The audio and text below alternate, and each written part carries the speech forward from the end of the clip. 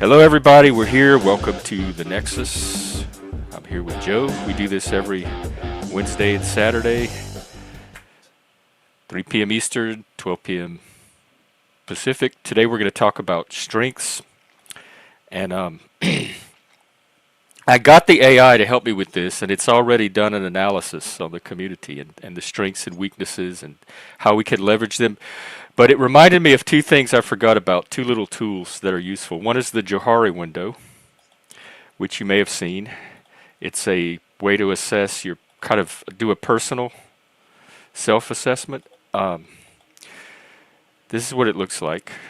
So the arena is Joe, this is where the mask comes in right here, this facade. Mm-hmm. The arena is all the things about yourself that other people can also recognize. So it's where you and the world overlap and you're all on the same page about what your strengths are, what your weaknesses are, etc.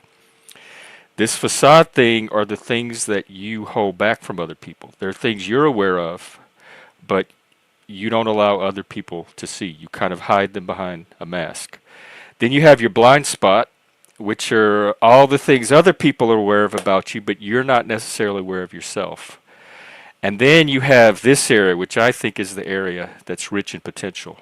And it's the things that not only have you not discovered about yourself, but other people haven't either. This is untapped potential. This is the area of self-exploration, self-development. So I wanted to introduce this because it's a useful tool on a personal level, and it can help you find personal strengths and weaknesses. And then I was reminded of something called the SWOT analysis, which again can be used on a personal level, but also a business or a group or organizational level like we're doing here. Again, you have 4 quadrants.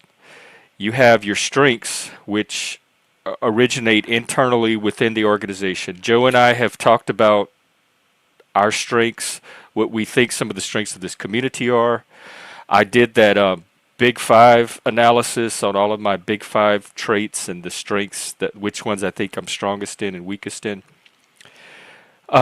This column is everything that's going to help your community or organization. So what you want to try to do is pair strengths with opportunities, which come from without the organization. And they're the opportunities to put your strengths to use, to demonstrate them, to actualize them.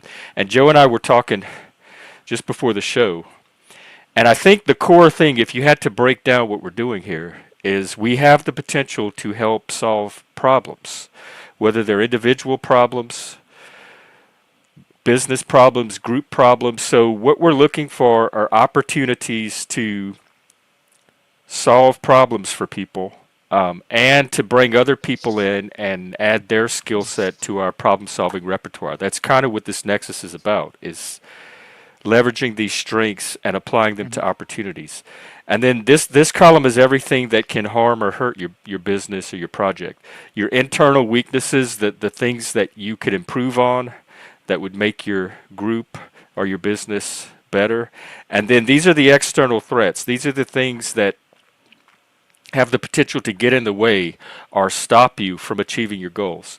And online, I'm thinking of things like the trolls and the drama and everything that sidetracks and derails us from what we're trying to do here. And I got the AI to do kind of like a rough little SWOT analysis. I just want to share...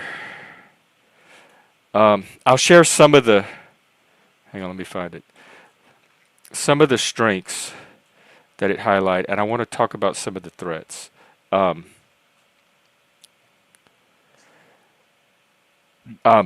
We have a very focused purpose. I talked about the importance of grounding a community on a particular set of values, and this one's grounded on men's mental health, neurodivergence, creating a community where people can be themselves, authenticity, trust, the third space kind of model, diversity. It's a very specific niche that's very underserved, so there's not a lot of competition with what I'm doing currently. And then the weaknesses, it says that recent conflicts and betrayals within the community have affected morale and cohesion, which can impact trust. Social insight because of the autism and the limited social insight it might make navigating groups more challenging, and the scalability, how we can scale it up. But the thing that interests me the most, I think, were these threats. Disruptive individuals or groups could undermine trust and safety within the community. Um, and it suggests putting in place strong moderation policies, which we have, clearly differentiating what makes us unique compared to the other communities, having emergency backup plans, and educating people about our values. And I have that list of community guidelines that's in the description that I think encapsulates all of this. So I wanted to throw all this out there, mainly the Johari window and the SWOT analysis, as tools that can be applied not only to your own self and communities, but to what we're doing here. And then I'm going to hand it over to Joe, because he has some ideas about strengths as well. Joe, take it away. Yeah. Daniel So, Barry, hello.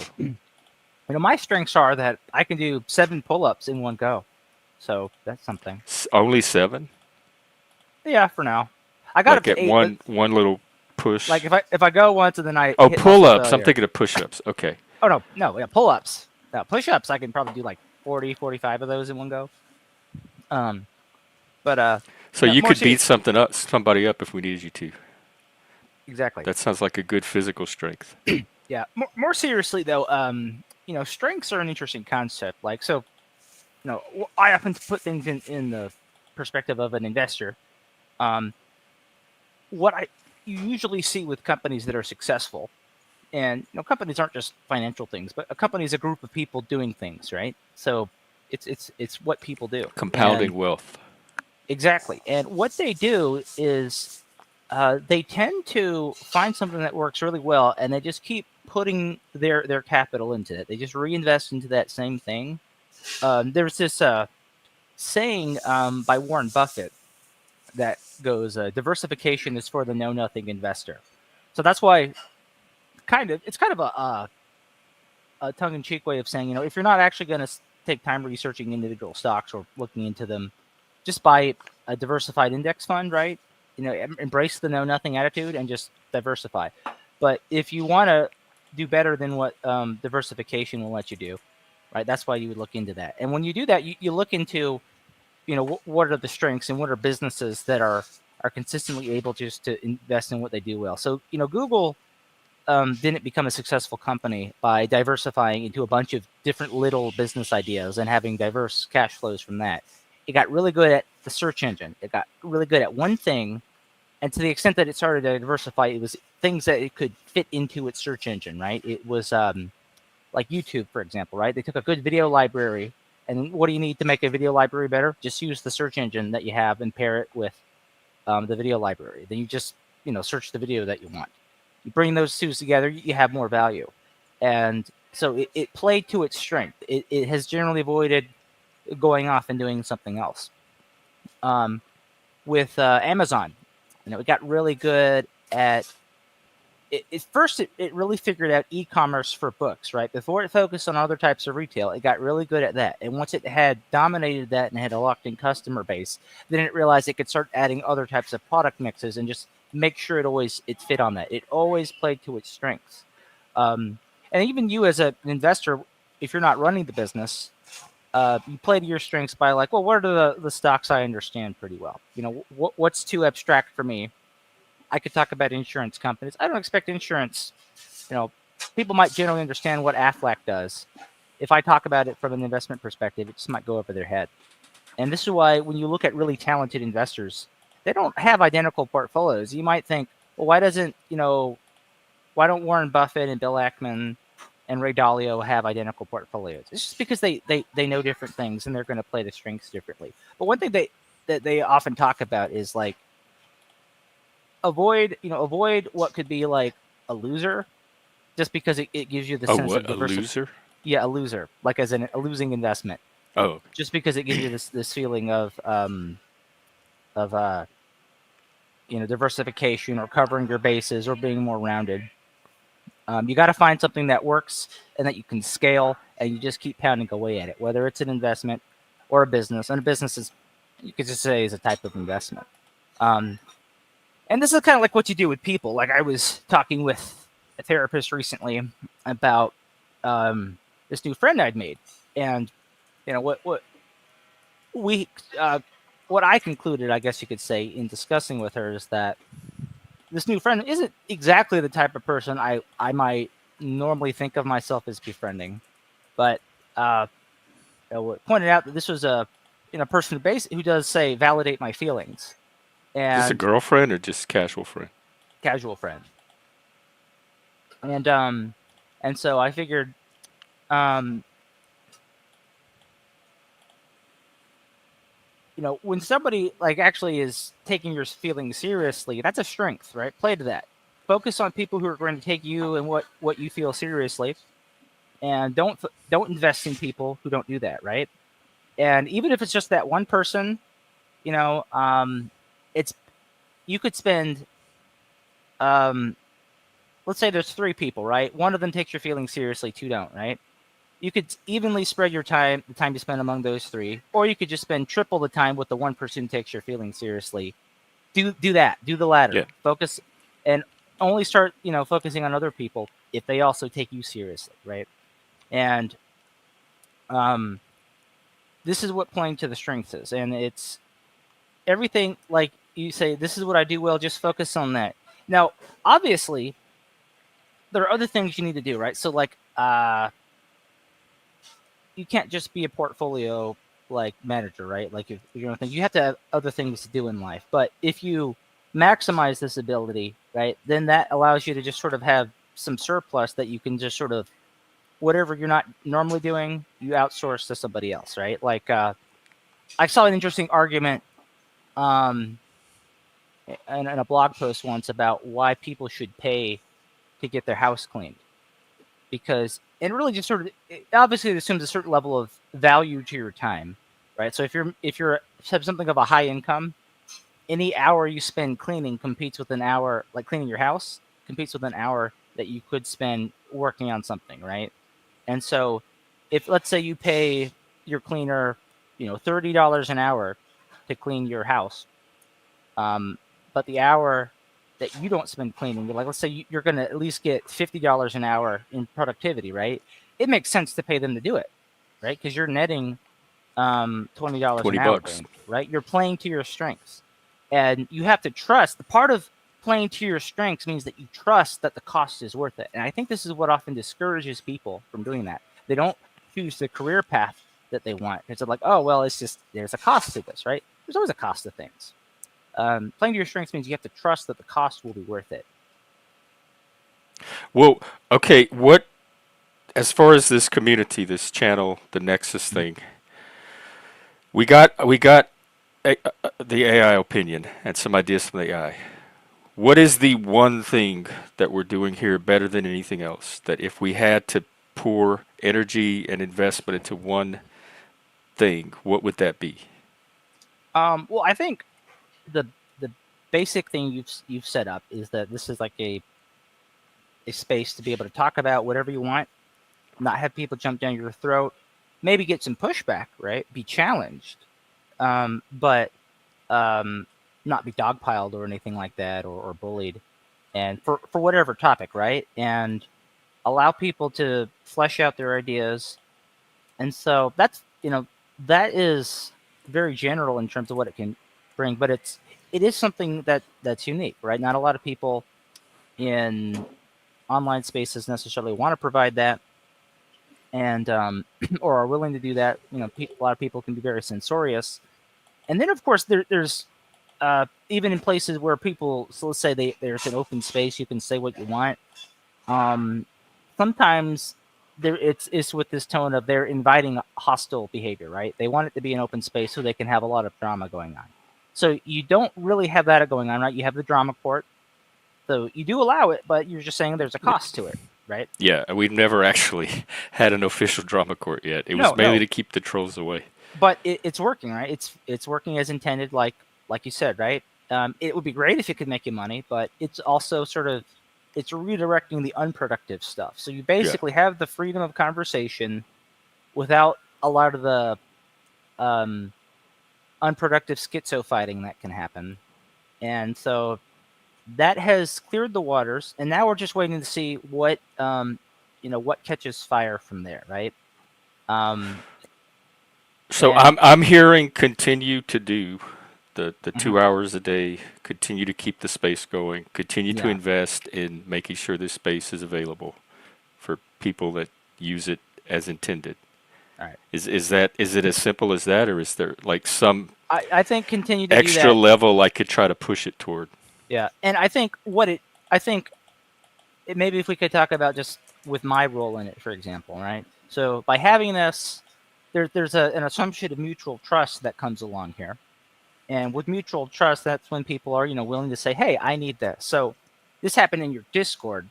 Didn't happen on stream, unfortunately, but I would say it's still fitting in the idea because it Yeah, wouldn't have because happened. the Discord is an extension of this space. This is the Right. 2 hour, like above the water version that's open to the public, but the Discord continues what we're doing here 24 hours a day. Yeah. And so it had to do with not laws, right? Now, not laws is normally known for quibbling with mainly Jeff, sometimes me, over something related, usually to the culture wars. But in the server, um, he had a question related to something having to do with like, investing and trading. Um, and he showed it to me, and he asked me to look at it to see what I thought.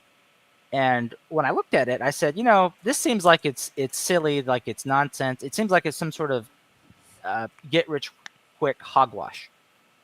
And he thought it was for real.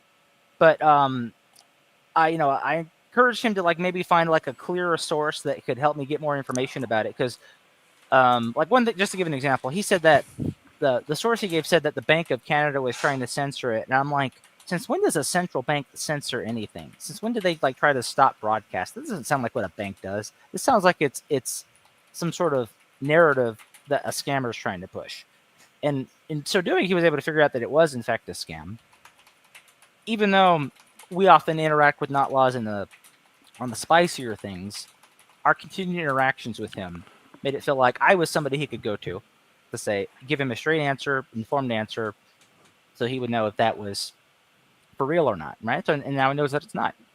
And so, I that's the kind of the role I play is like, I don't necessarily think I've established myself as the next Warren Buffett, but on questions of finance and investing, if you need someone you can trust who isn't gonna, jerk you around or whatever, So a um, trusted resource exactly, right? slash problems, because in addition to the space, I think there's something else that we do very well here that we may be Yeah. able to leverage. I know you said one thing, but maybe the space is not that one thing. Maybe this other thing is. I think we are creative problem solvers. I think we do very excellent problem solving here. Both personal problems. You and I did that session where people could bring their problems to the stream, and you and I kind of helped them take a look at them and come up with solutions. I think we have the potential to be problem solvers. And what you describe as being that resource to me is a form of problem solving for people.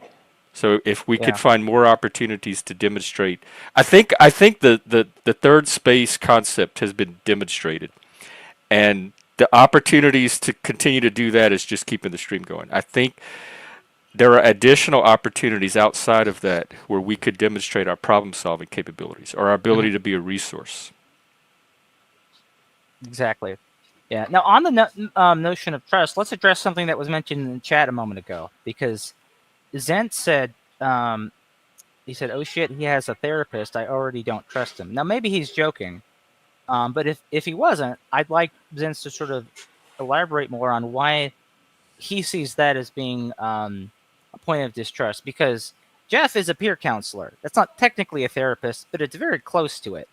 And I don't think Jeff would want people to think that people who provide that kind of service, like that their uh, patients or clients necessarily become untrustworthy for taking part of it. So more for Jeff's benefit, I think. I took it more as a joke, Okay. but I wonder if it's part of that, like men have a resistance to Well, mental health, like or I mental totally health get it. skepticism. I totally get it myself. Like I felt that way for a long time. It wasn't until my late 20s, really, that I tried it. And what I do is because I live in Chapel Hill and there's a university here, they provide they have a free medical clinic which has a mental health wing, and so you get to have some sessions usually on a limited basis. So I usually have like 5 or 6 meetings, and we just so there's sort of like a beginning, and it's not a recurring thing. I find that the benefit, though, this is what occurred to me, is that a therapist helps you live an examined life. So even if you are mentally healthy, speaking with a therapist can at least confirm that you're in fact not crazy. And sometimes that is helpful to know, right? You need to get out of the narrative of your head. You need to see, like, I think that you can never really know you're sane until you're speaking with another sane individual, one who is sworn to secrecy. Like, they will protect your secrets. It's completely safe. It's safer than what we even have here on this stream. And you can have what Socrates talked about is the examined life. What if And they're crazy? A lot of modern some of them are. therapists are because they're trained in that woke activist Some of them form of are. therapy. And I will say there have been times where I've wondered, am I going to get one of these? Every single time, and they've all been women, they have not let me down.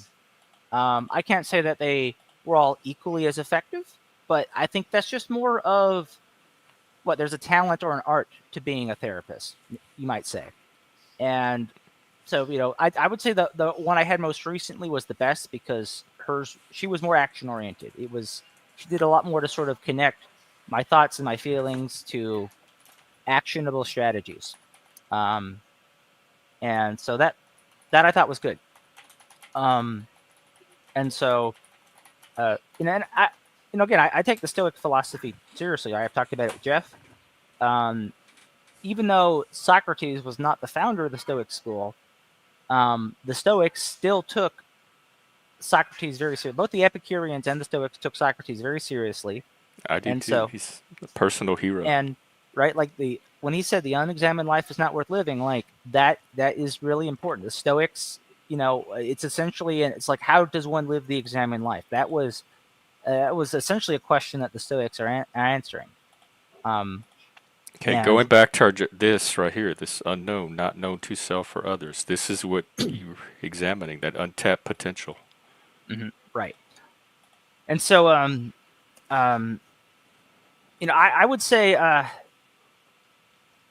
think there's definitely a point where you can question certain therapy regimens, right? So if someone's just always going to therapy like every week or every month, again and again and again, and they never get better, there's something either is wrong with that person or with the therapist, right? Well, okay, let me But let me reframe that a little bit. It yeah, depends on your therapeutic goals. When you start therapy, your therapist should take the time to A, get to know you, and B, collaborate with you on developing some very specific goals that you determine and you set. And then there should be a way to measure progress toward those goals. And when those goals are complete, you either set new goals or you decide you no longer need the therapist. So if it's going on long term with no progress, then the right goals have not been set. But there are also some people that use it, like you say, as just yeah, another person to bounce things off of and explore with. And that's kind of, that can be a goal in and of itself, but it's not a time delineated goal. So if it's that type of therapy where you're just checking in a few weeks to kind of check your sanity and get another perspective on what you're doing, I think that's also fine to go on long term because people use a therapist for that role as well. So it depends on what you're using the therapist for and what they're helping you with.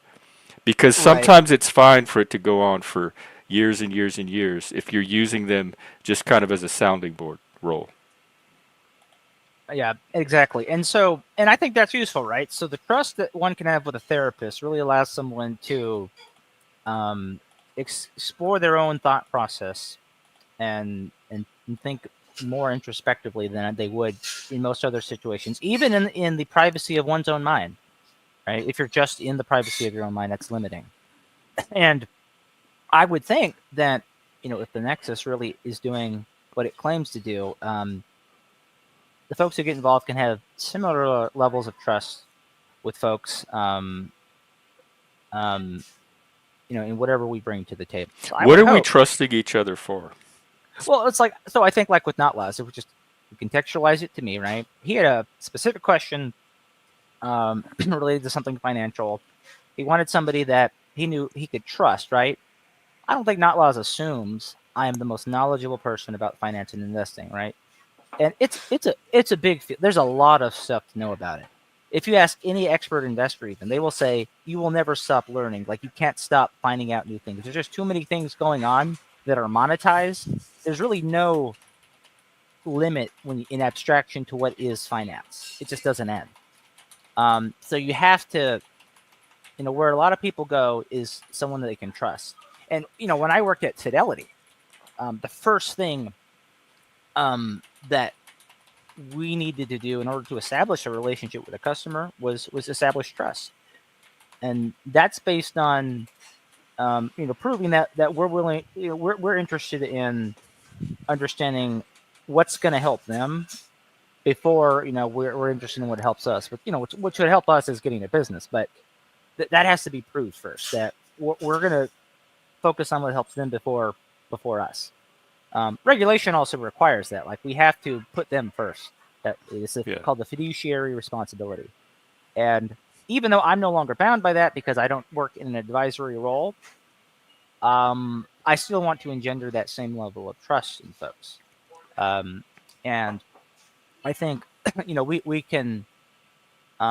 can continue to do that. And I think people will it's you almost might think of it as like, is it a network where if you can ask someone something, will you get a prompt response, an honest response, and even if it's like a request to get something done, like can you trust that they'll follow through?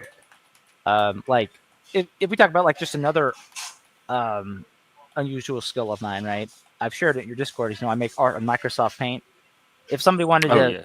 pay me money to make something in Microsoft Paint, I would want them to trust that once I am paid, I will go and do it, and I will do it to their satisfaction, promptly. I'm not going to be like, wait a month and be like, oh, I'll get to it. Like I had a coworker pay me $125 up front one time to do a commission of her and her boyfriend, and you better believe I got right to it. I had it done in like 2 or 3 days, and I was like, what do you think? And I don't know. I don't remember if I needed to touch it up or not, but I mean, she was happy with it. And she was happy with how quickly I got it done. So I want people to feel like that. They can do that. And Yeah, bring us your problems because we need opportunities to demonstrate yeah, our value in helping to solve them and build that trust. I think that is the next step because as far as keeping the space going, there's really not much more to do there. I do yeah, the daily streams and I started doing the fireside chats at night. That's as much as I'm willing to invest without some kind of return right now, and I think yeah, that's reasonable. But the extra thing I can do is during those times do some creative problem solving with people.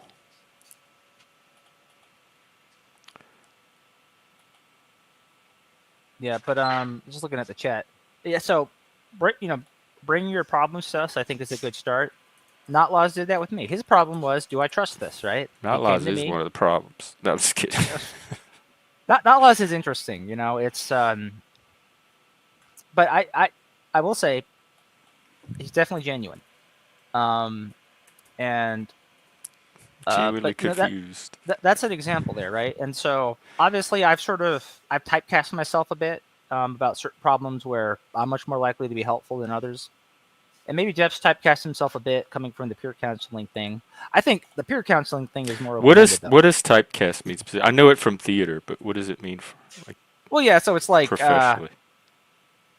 I'm people might only think like, well, what's something related to finance and investing? Let me ask Joe about that. And I might not get many other problems brought to me because of that, which maybe that's good, maybe that's bad, but like maybe I could do the whole Stoic philosophy thing in general, and people like, Joe, I have a problem. What does your Stoic philosophy have to say about it? I'm not really presenting myself as that kind of problem solver, right? And also, like now with AI, what can we add that someone just couldn't go type into an AI and get the Well, same answer?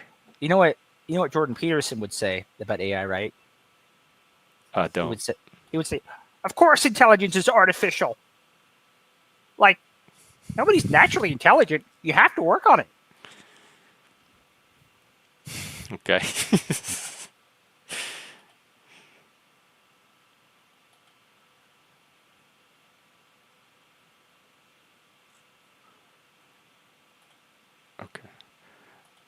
I'm doing social media. I'm looking for. There's another resource I was looking for that I was going to drop, but it looks like I don't have a website. Well, It's Zent, at the very least, you get why I made a joke about it, right? Um, the dragon. He would say that dragons are real. We should take dragons seriously as though they exist. The biology of the dragon. like, well, can AI slay a dragon? No, you have to go out and do it. You can't type that into Chat GPT. You got to reach for your sword. Well, I guess if we are gonna open ourselves to problem solving, I could go ahead and drop the link, and we could Yeah. get the panel going. There's a new organization that just started called it's SEP SEPP Society for the Ethical Practice of Psychotherapy, and it's a group of therapists that are coming together to make sure that the quality person-centered humanistic therapy still gets delivered. All right, there is your link. Yeah, and I would say, like, when we talk about problem solving, like, really think like a problem of like, what is something that I want? Because one of the more common questions I've gotten when I've been on these panels, whether it's Jeff's or maybe if I appeared on another one like Kane's, is basically, "Hey Joe, what do you think about Nancy Pelosi's stock trades?" And I'm like, that's not a problem, right? That's just, "Grr, I'm mad at members of Well, Congress trading," it's right? a But it's a it doesn't. problem in the sense that you can. It's part of the Socratic dialogue we do here. It's part of sense making and truth making. So you can provide evidence to establish a more realistic sense of this. It's an education problem. I The only thing I Hey, could here. really, I think, provide is that that I could explain how it works and why it is successful. But the question is often coming from a place of, it's not completely, at least somewhat, teeth gritting. Like, "Arr, there's sort of like an implied, I'm mad about this. Are you mad about it too?" kind of thing. And I think that's all stuff we can help, and I've helped with. The conspiratorians come here all the time with their crazy conspiracy theories that they're well, worked up and anxious about, and I try to provide counter narratives to help them, yeah, like shift that story to something more and realistic and less hysterical and catastrophic. yeah, and I would just say, like, that's sort of like why that kind of question, I think, is just like, if there's something about it, like, you got to reframe the question as like, I have a problem. Is asking about this going to help my problem, right? Because unless you're like somehow on the other side of one of her trades, which you're probably not, um, it doesn't really create a problem for you. I think it's Um, class envy. I think they want to be in the same yeah, league as Nancy Pelosi, and they're right. they're seeing it as a shortcut to that she gets that, and it's not fair to them. But I say ignore all of that and find your own Yeah, path. Like your path to if that's your goal, your path to it is not going to be the same as Pelosi's anyway. yeah, exactly. Like she got there on her own different path, and I think envy is the key word that you said there, Jeff. Like, envy doesn't help us. Envy isn't about what we want. Envy is about us focusing on what other people want. And in fact, I remember one time, like, um, for Christmas when we were kids, there was this video game I got, and sometimes for Christmas, because I have a twin, we would get gifts that were for both of us, like shared gifts, Oh, right? Yeah, it's just, being a twin is interesting, right? You have to fight for your individuality, and so there were things where, like, we could never say this is mine. I say only I'm playing it today. Like, if it were a game, for example, um, we had to both use them, and um, there's this one game that was, but sometimes there were things that would just go to us. So we'd have shared gifts, and then we'd have ones that are, for my sister and for me, and not shared between the two of us. So there's one game I got, and my sister saw that I got it. She was unhappy that I got it. She's like, "I wanted that game too." And my father said, "No, you just want what Joe wants." And then just shut her up. She just she didn't have a response to that. what was the game? I believe it was Banjo Tooie for the Nintendo 64. Banjo who? It's the sequel to Banjo Kazooie. It's a great game, actually. Very fun platformer. Kazooie? Yeah. It's about these Okay. this bear who wears a backpack, and there's a red bird that lives in it, and they're Oh like yeah, I'm a looking at duo. it now. A great game, very fun. I got a Um, witch. yeah, the witch is in the first game. The witch kidnaps Banjo's sister to steal her youth and beauty, and so Banjo goes on an adventure to save her. And basically, it's like a lot of platformers. The adventure is they clear a bunch of levels that are essentially glorified obstacle courses that somehow allows them to get to the main boss to fight them and rescue whoever. And in the They sequel, she comes back from like the dead and tries to get revenge, and she's gonna like destroy the whole island on which they live. She looks like Margaret Hamilton. They stole her right out of The Wizard of Oz. Yeah, I mean it's pretty tropey. Like there's a lot of tropes in that game. Like they have like a desert level that's just ripping off ancient Egypt. They do a lot of stuff like that. Um, but so yeah, that was an example of like there's a connection between my 8-year old twin sister, because I think we were about 8 when this happened. Um, you know, reacting to my Christmas gift, and I think what is usually entailed. I'm not going to say every person's doing this, but what is usually entailed when people ask me about Nancy Pelosi's stock trades, and instead of thinking, "Grr, Nancy Pelosi," it's I want this for my life. How do I do it? What can I ask Joe that would maybe there's something to what Nancy Pelosi does that if you understand it, you'll then be able to make your own decisions. But you still have to let go of like, I am mad at Nancy Pelosi for this, right?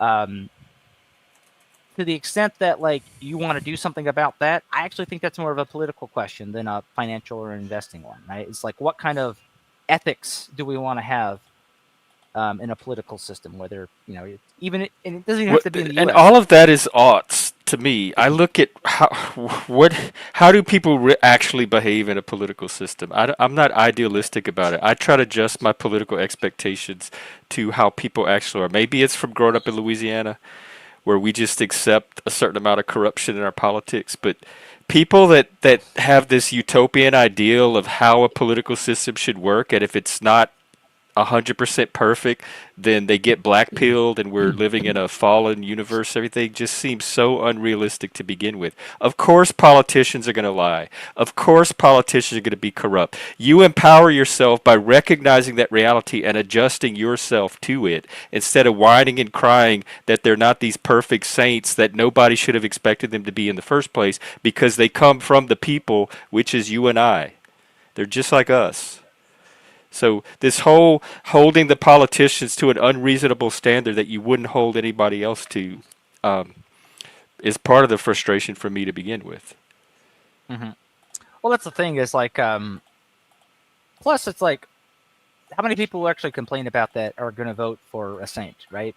The saint can't even get through the primary process. So yeah, it's just, Yeah, you know, all I care about Donald Trump is he gets in there and does the shit I want him to do. Gets rid of the DEI, all that shit. I don't care what kind of moral, if he's a moral person, if he lies, if he's a narcissist. I don't care about any of that. Is he going to be effective? Is he going to represent my values and my goals for the country? Is he going to further my vision for what America is? yeah. And even though I do have a background in politics, I don't really consider myself somebody to provide solutions on questions of politics. Take Um, care, not loss. I mean, my sorry, here. yeah. Ooh. Ooh. Yeah, we're so used to not laws at this point. Yeah, Um, I just bombed that one. Welcome here or bye, whatever you're doing. It's I don't know what's going on either way. So just good to see you and take care. yeah. In part, part of why I like the topic of finance and investing is, um, it is very much more action and goal focused. It's stripped of a lot of odds. Now, there are some investments you can avoid making because they might actually seem bad. So, like, I certainly would not put money in, say, a private prison stock. I'm not going to buy that. There are some things I won't I do. would now. In fact, didn't the prison stocks go up after the I'm pretty election? sure they did, because I think what is believed is that when Trump picks up a lot of the criminal illegal immigrants, like the cartel folks and things, folks related to that they're going to get put in prison and essentially put into slave labor. Um, so obviously that's good for the private prison, but like to me, that's just that's something I can't do. Like I could maybe tolerate like investing in a cigarette stock like Altria because at least there's warning labels. At least people have education for decades now. This is what smoking does to you. And if they're addicted at this point, they know what choice they made when they grabbed that first cigarette. But Same with weed. um, with the prison thing, it seems a bit more fucked up, especially when I know that people can be in prison for things that aren't their fault because police will trick people into confessions so that they can look like they're smart detectives when they're just bullies that intimidate maybe some Yeah, I'm vulnerable skeptical of the people. rate Yeah, of that. There's enough actual crime. Louisiana has the largest private prison system in the world, and there's yeah. plenty of things that they lock people up legitimately for Well, that they the don't fact that have it to happens at resort all, to. the fact that it happens at all, right, is just I don't care about the rate of it. The fact that it happens is just something I find Well, appalling. again, Right. that's that utopian, idealistic, morally pure universe that has never existed, rather Yeah. than Well, I'm not adjusting insisting. to actual human reality. So I'm not insisting that it never existed. I'm simply saying that's just one type of stock I don't have to buy, right? And what I Right. don't do is I don't say. So notice what you said, Jeff. I didn't say you shouldn't be buying that. I never tried to convince you not to buy it. I merely said I don't want to buy it. Yeah, I get that. Yeah. Yeah. But for very utopian reasons. Yeah. But I could do that, right? But I would Like do the same thing with wood. If there was some stock that was pushing DEI or wokeness, I would they not all do. touch it. They I would almost stay. almost all of them do that a little. They Well, have I like wouldn't buy any of them. they have I would like a find the one section in their stock annual that's not report. doing that.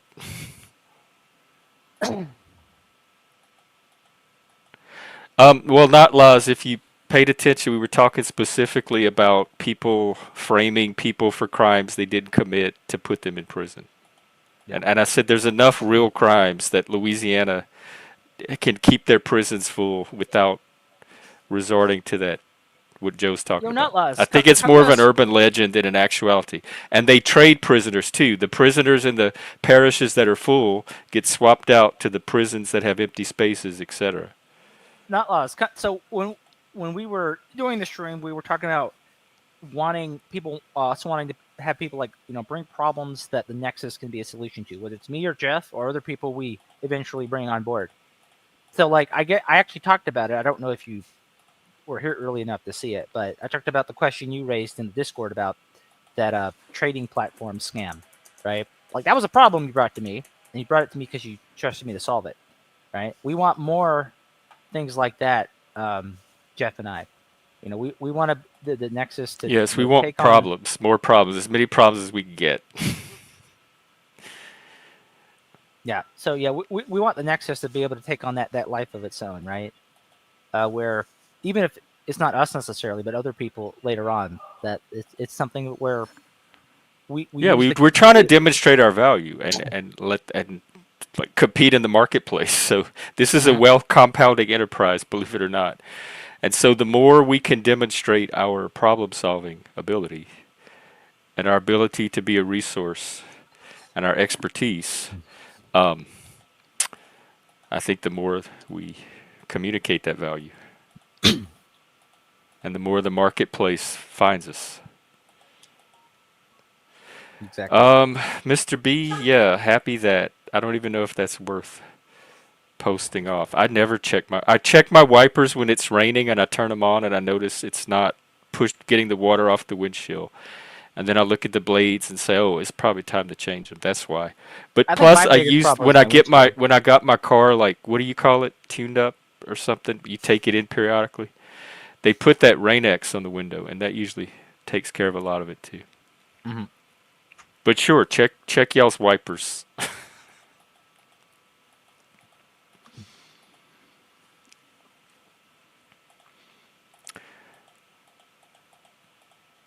And by the way, it's open panel. Joe and I usually go for about half an hour or so, and then we open Yeah. up the panel. So don't think that because we're going on you can't come up.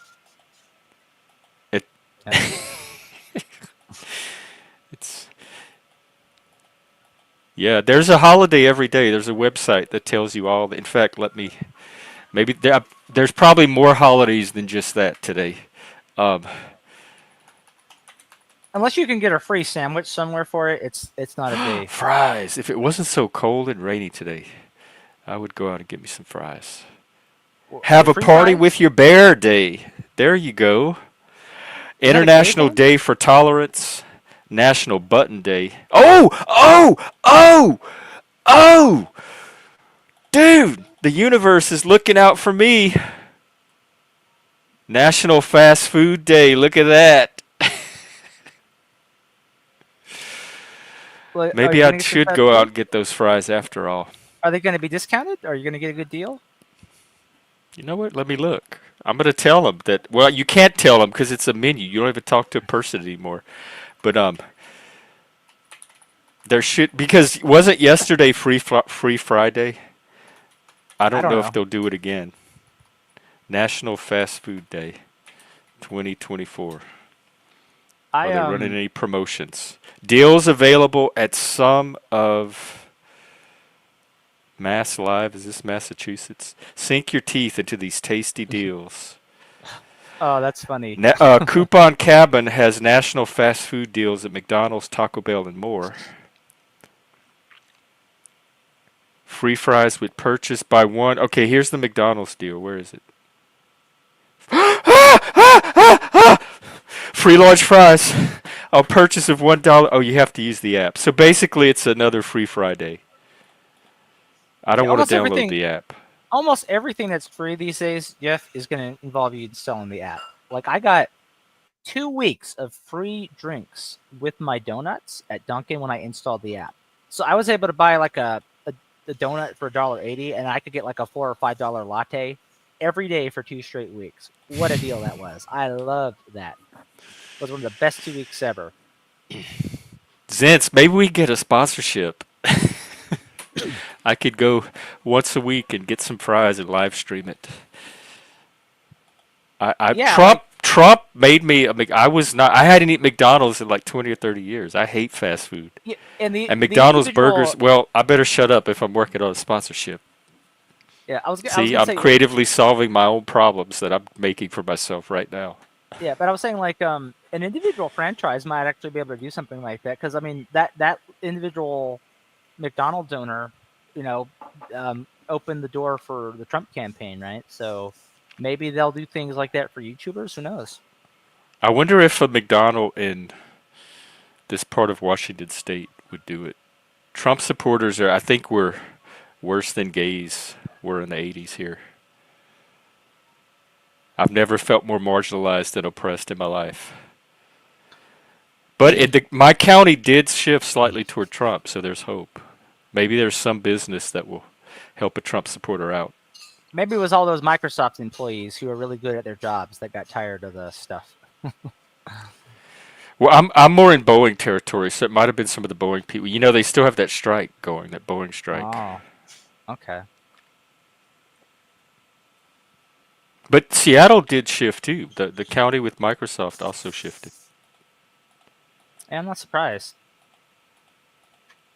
I think it was just people getting tired of all the socialist crap junking up the city. The rates of homelessness, drug use, crime, and nobody was doing anything about it. The Chaz, that would shift anybody. My neighborhood, my district was the first, I think maybe the only district in the U.S. to elect a socialist to city council. We had an actual socialist rep for our neighborhood on city council. It was awful. Oh, the strike is over? That must be recent because it wasn't a few weeks ago. Let's see.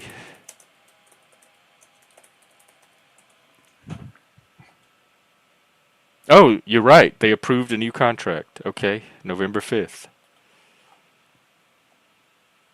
Good for them.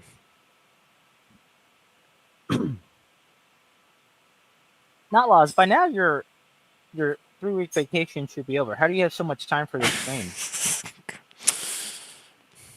You fell for that? I mean, it's an odd joke to make, right? It's not obviously a punchline. Oh, I didn't even take it as a joke. Okay.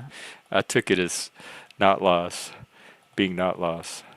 Well, he wouldn't fib to us, never.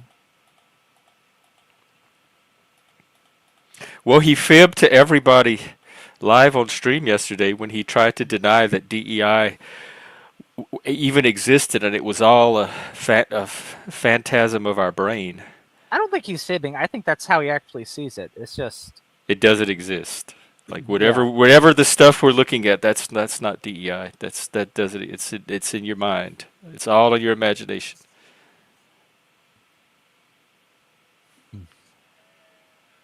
Yep, you're right, Mr. B. I just looked up the article. It got approved by 59% of the Hmm. members, and it was backed by the union. In fact, I posted a link in Discord today. There's a teacher in Kansas City suing her school over compelled speech because they're trying to force her to teach this thing that doesn't exist. So I'll let the courts sort that one out. I know, like when I was getting fired from my job, the union didn't do shit. I got a union rep. They just sat there and twiddled their thumbs. In fact, when I got called into my final firing meeting, they said I could bring my union rep. So I rang. It was very like surprise. It was like that morning I found out. Come to HR, and I got the union rep there, I mean, and I I think walked it's in the going to depend office on the and we union, sat right? down and they're like basically they're like you're fired. And I looked at the union rep and I'm like, well, I have my union rep with me. Is there anything he can do? And he just sat there. He just kind of shook his head and sat there. I'm like, what use were you to have in the meeting at all? Like, you didn't say anything. You didn't do anything. You just sat there. You were like a mascot or a prop. Yeah, and so like I think unions, you got to look at unions as like essentially it's a type of company, right? And um, right then you might think, are all companies necessarily good or bad companies in terms of results? And the answer is no. You're the abuser, Some not outperform Laws. others. You're doing what abusers do. You're manipulating people's reality and trying to insist on a false reality and undermine actual reality. Why are lawyers taking this lady's case, and why are courts willing to hear the case if it's a nothing issue?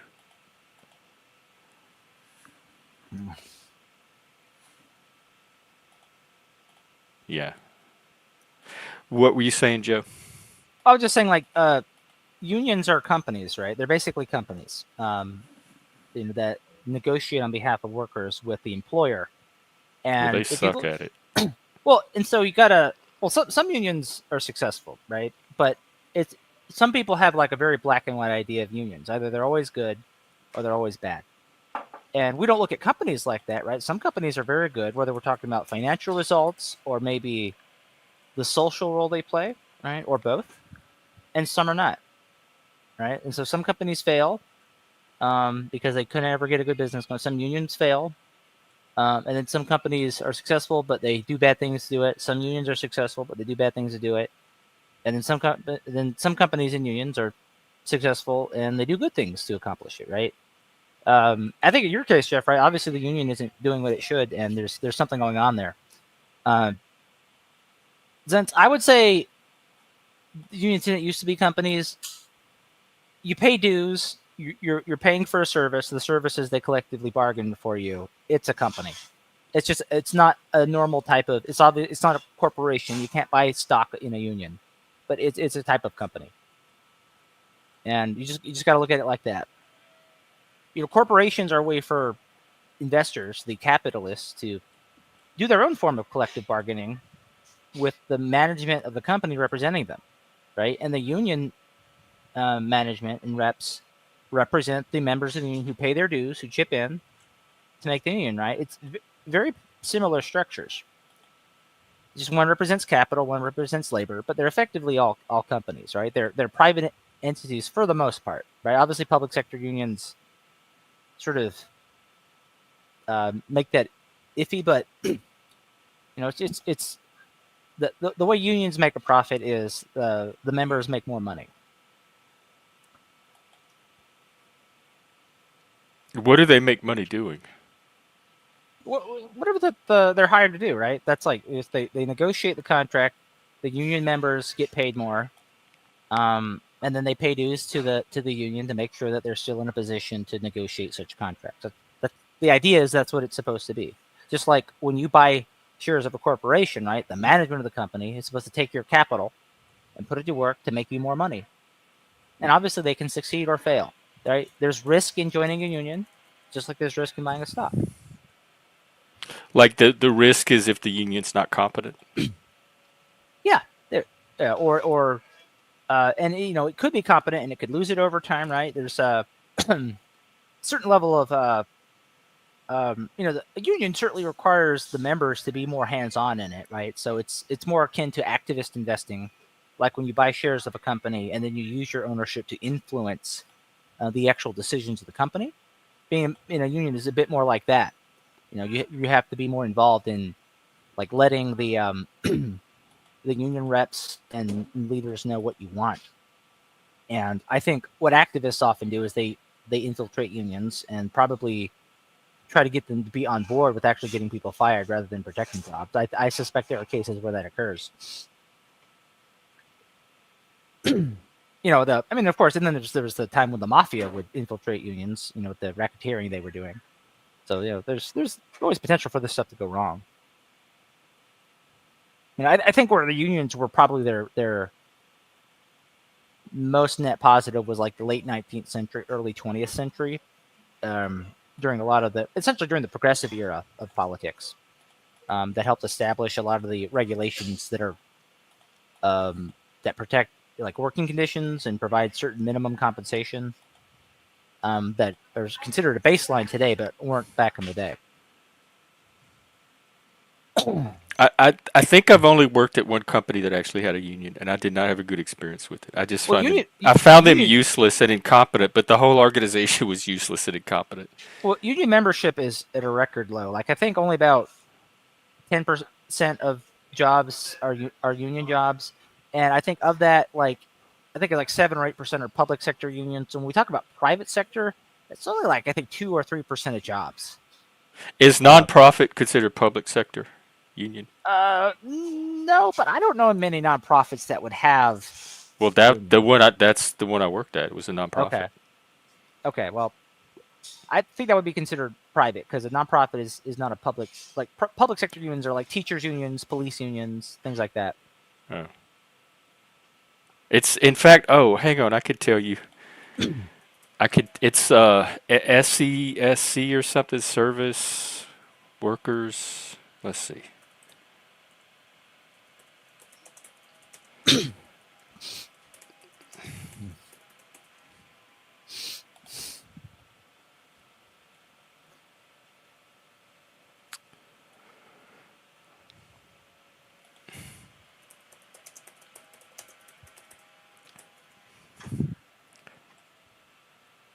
Damn it! Well, Ninja, Where yeah, is? you're describing like the union. It's collective bargaining as they control the supply of labor. So yeah, they strong arm a business owner to say, "Hey, we will choke you out unless you pay us well enough." Like that's the problem, but that's also like, what other lever are they going to pull? Right? That's how SEIU. their willingness to do that SEUI. in 1900 isn't just why employers like will offer a certain basic amount of pay these days, but also like why like Service they Employees will International Union. Also ensure certain minimal like working conditions. That was the union that they used. So it's international. It's Service Workers Union, but it was for a nonprofit. I I mean, if baseball players want to have a union, that's fine. I mean, I don't care. I don't really watch baseball, so it doesn't really matter to me. Wait, what, Ninja? That's that seems borderline criminal. And and it's just one of those things where, um,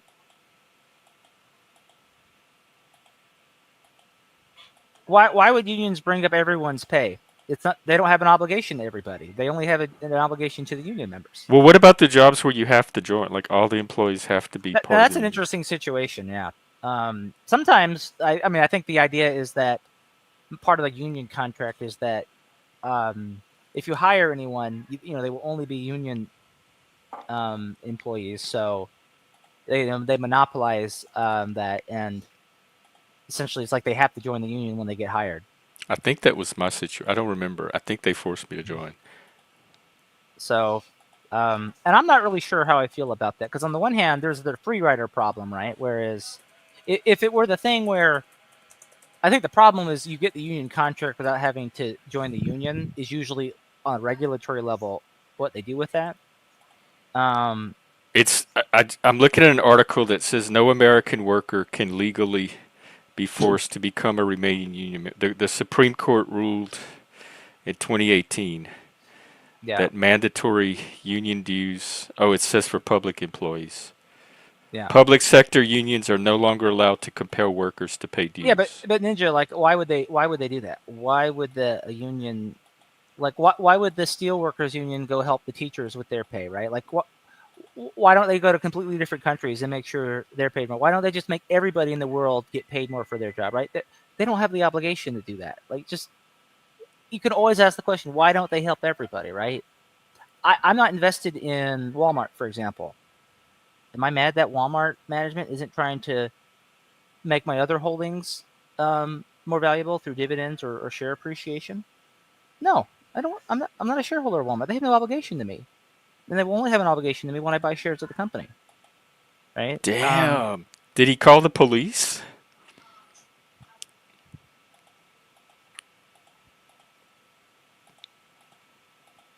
I guess I've never had a job that was that serious that people had to come to my house over it.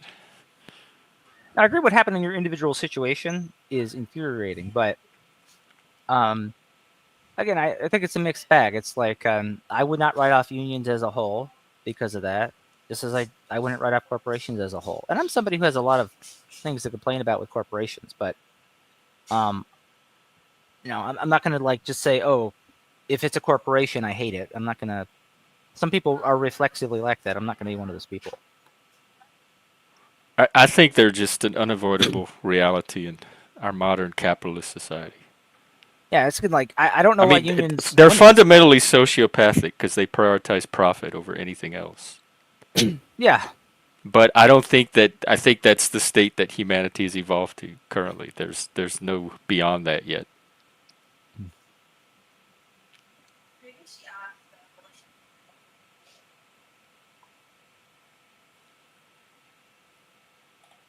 Damn.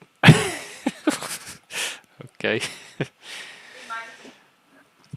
I don't steal from. Uh, I that'd be mean, hard for me to do. we also I have to don't have really that have conscience that would a kick in.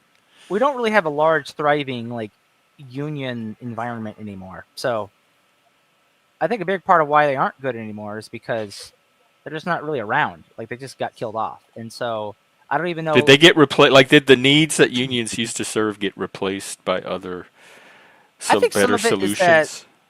um, essentially certain minimums were achieved. Like again, it's like you got to figure unions first formed in the context of people getting their arms, ripped off in machinery, right? And so we go from like that to today where there's more standards, um, and so that helped. The mafia infiltrating unions did not help. Um, I think the fact that some unions essentially became labor monopolies, and so that runs into the same problem that corporations have when they form, certain product or service monopolies. Mm. But the response wasn't something like akin to antitrust, where like a big union might get broken into like 4 or 5 unions. The response on the regulatory level, mostly at the state level, was just to create the free rider problem where people can get the union contract without contributing to the union, right? So that I liken that to like getting dividends for a stock that you don't own, that you did not buy with your own money, and that had the effect of just people aren't going to pay to the unions. Union leadership can rarely get enough dues to function. Their collective bargaining power declines, and eventually the contracts go away, and we see unions die off, and there's a lot of things like that. And then of course there are just certain executive orders or court Not decisions laws that you're lying people against. do it. Stop lying. You got evidence for Uh, that? 13-year-olds don't work at McDonald's. So And if provide some evidence or quit spreading misinformation. and if they do, they make some good fries. So why fight it? Anyway, um, um, so yeah, I think a union is a tool. It's as good as you make it. And I think we're at a point now where there's really almost no unions going on, and it'd be difficult to say, oh, unions are bad now, because it's like they almost have disappeared, right? Corporations have not almost disappeared. They're still very prevalent. In fact, I would say there's been a lot more concentration of assets and economic activity under individual corporations than before. So something of a reverse. And um, so, very, very different thing going on. Uh, I actually, just posted a link of the minimum age to work at McDonald's in every state. I don't see a single 13 age on there.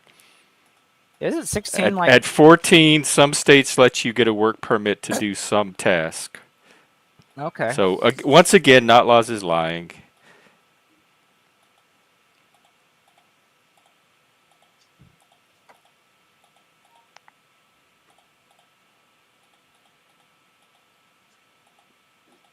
Oh, now it's you were wrong. Okay, so you're the one. You tell us to like not swallow talking points and to make sure that we. Jeff, don't rub his nose in it. Come on, that won't help. I am good. Look. Let me do my thing. Why are you protecting Not Lies? Okay, if you want to put little I kids don't. in I cells don't. and I think people enable him more than they should. I think he needs to be challenged, and I think this needs to be. He needs to be confronted every time this happens. See, now he's saying oh, they were 10. Right, but not legally. Where's the link? Put the link. You have a wrench. I mean, is it so odd to believe that such a large company will have like these odd cases where something wrong, like especially when you're Well, talking about like we do facts and evidence on here. I'm interested in the facts behind this narrative. that's what I think. Like, It's the Socratic method. because my guess is that it's two at one McDonald's. So that says to me it's either the manager, the general manager, or the store owner, and something specific to them. And it's just you open enough McDonald's locations, eventually, you get some owners or general managers that are going to do something weird like that. Like you can't avoid it. Like I don't know if that's a statement on McDonald's so much as it is a statement on the person that made that happen. Like if you sell enough homes, eventually you sell a home to somebody that you know starts using it to they get a put it in a big freezer and they start hiding the bodies of the people they kill there, right? I mean, what can you do?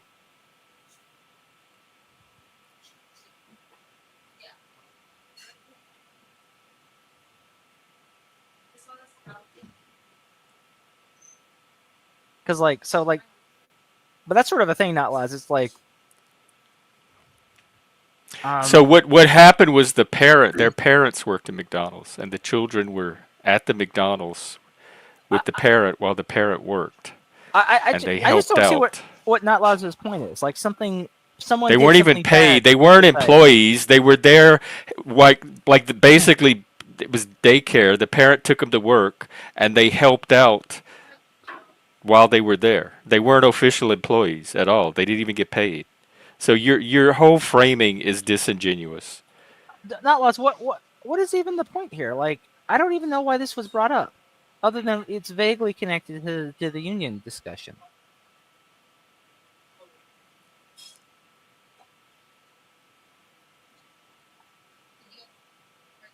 And I don't even know why it got into moralizing about unions. It's just sort of like,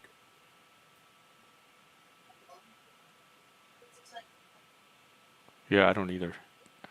I just don't get the train of thought here. I feel like it's just somehow it's more like the Nancy Pelosi stock trade question. It's just um Kitty, are you like an internet outlaw or something? You you're blocked from everything. How do you get so blocked?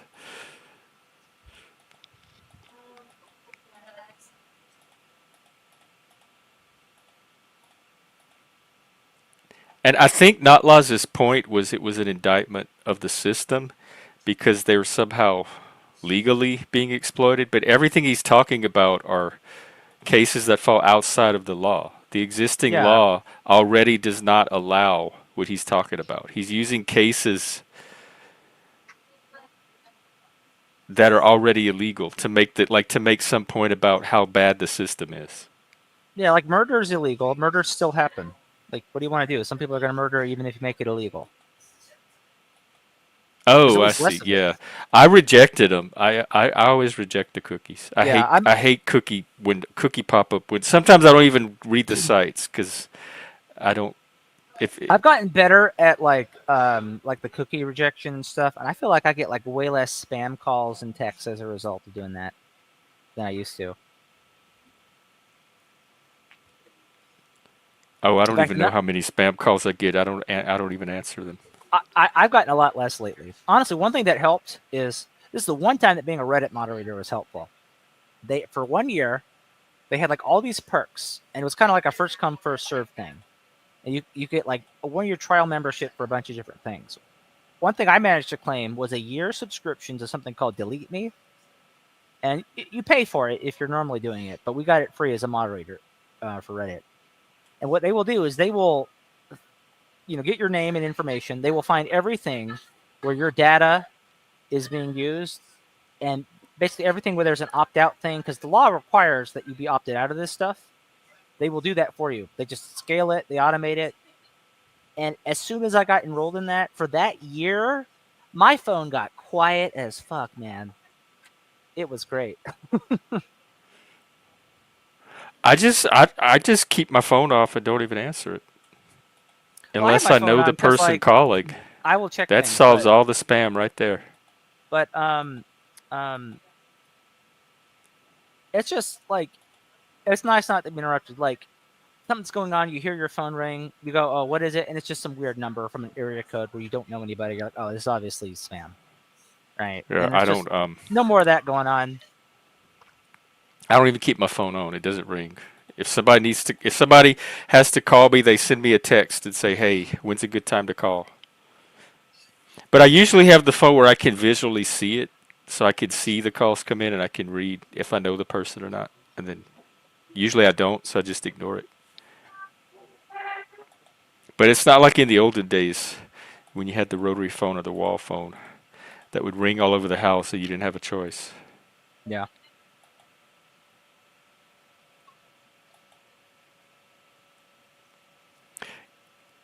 He's keeps posting illegal. These are stories of people illegally employing children and getting fined and prosecuted by the labor board for illegal labor practices. That's what he's. I don't know what his point of that is. Making something illegal does not mean that people will stop doing it. It will just deter them so it happens less. And if it does happen, there's consequences for it. And there's a path for compensation. So, right. So, you know, long term, some of these victims may receive damages, right? Doesn't mean it doesn't happen, but it does mean that there's. No, nowhere You, in Canada, not you not a don't single you don't company in know that. Canada anywhere that's skirting your labor laws. No, nowhere, of course. Yeah, oh yeah. I bet there's no human trafficking in Canada either. I bet there aren't little kids being given like cocaine and stuff. I bet nothing bad ever happens in Canada. There's no And there's no murders. DEI in Canada Yeah. either. And when people go swimming, their arms and feet become webbed so they can have maximum stroke power. And And it's as just utopian as Canada is, if you're still not happy with it, you can always check out voluntarily. who's defending child labor, not laws? Is somebody defending that? No, he's disingenuous. He reframes everything in the most disingenuous way possible because he has a Canadian inferiority complex. Maybe. But like Jeff is saying, these things are illegal, right? And the implication I think I there was is talking that about India. Jeff is saying it's good that these are illegal. So, like, if Jeff doesn't seem to have problems with the fact that it's illegal, like that should tell you something, not lies. Jeff, do you want child labor to stop being illegal? Do you want that No, door to be? There you go, not no. I lies. mean, I think kids should have something constructive to do if Oh they yeah, want yeah. it, but I don't. I'm okay with the labor laws like they are. No, Like I remember growing up, I think you had like the juniors and seniors in high school. Some of them had little part-time after school jobs, and but you had to, and then it was a farming community too. So I think the younger kids could do farming jobs for their parents, but that's about it. not You lies. could That's mow not grass and babysit if you were younger than that for money, but those weren't regulated jobs.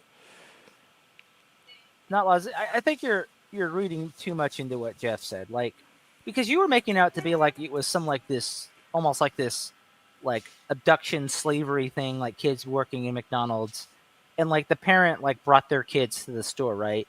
I Yeah. think you know not laws. If you're thinking with your head, if you're thinking like you probably know people who brought kids to work with them, and like if you bring your kid to the office and they go like grab the stapler for you, are you suddenly like breaking child law labor laws? My mom worked in a medical laboratory, and she would we would go meet her all the time, like to like for different reasons. And we'd play with the microscopes. We'd get to look play with this cool medical equipment. They had the centrifuge where they would spin the blood, and they let Like, us back there all the time. right? All her Like just like coworkers knew us. They're like, "Oh, your kids are here to because visit." the visual I think that's sort of implied in what you were initially saying, not laws, is like these like children covered in soot wearing like a sack were Right, because found he's trying to in manipulate a in narrative. McDonald's working until 2 a.m. and just like looked like they were as bony as a cancer He just survivor. posted some about a Project 2025 where Trump's gonna roll back the child labor laws Like and not and like not lies. I think you realize like that's not from what Jeff was October defending. 2018. Like you understand like um Jeff was not defending children being worked literally to the bone in McDonald's. Like I don't understand why you feel like you have to argue against that when Jeff made it pretty clear to you he does not defend that. Yeah, Mr. B. Like I remember even back in the mid 2000s, they had a thing where the person would have to say their name before you answer the call. So if your caller ID didn't show a number, you could pick up the phone and they would still have to say who they are before you answered it. And that was very convenient. And I think I still have that on my phone. Mm-hmm. So there's no like the call screening and call filtering and gatekeeping is so easy nowadays. I don't know why anybody has a problem with spam. It's so easy to manage your call input.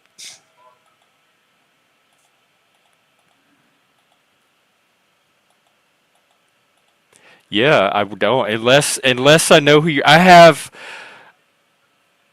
a handful of number of people that call me regularly, and if you're not one of those people, you're probably not going to get through because if it shows up as Yeah, just a generic phone number, I'm going to ignore it.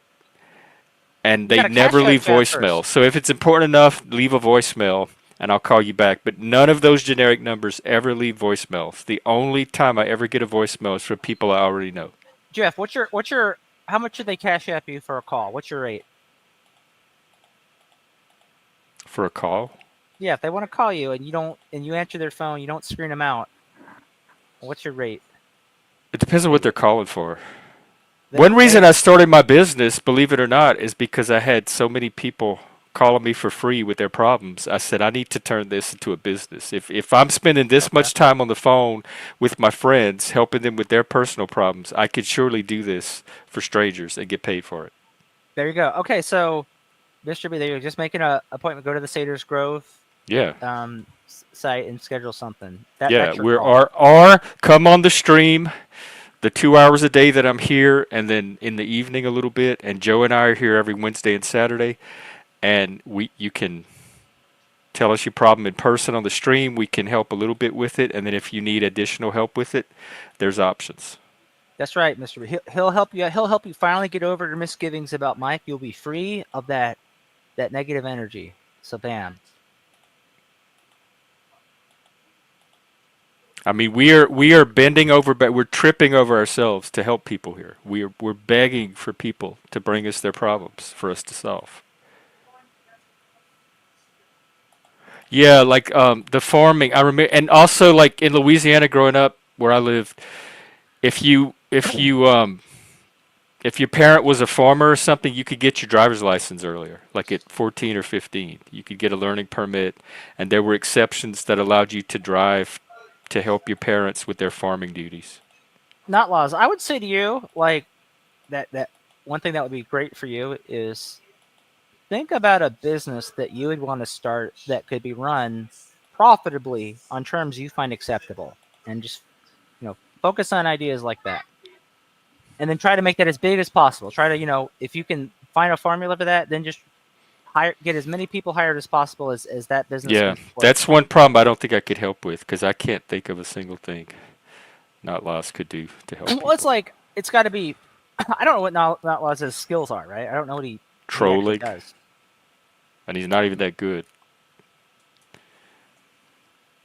I don't really know. I don't know what he does with it. He's online a lot, so I don't know if maybe they're like launching a musical of Charlie Brown and they need someone to play Lucy and hold the football and pull it away from people. He, maybe he could put on a wig and be good at that. Writing bad stories,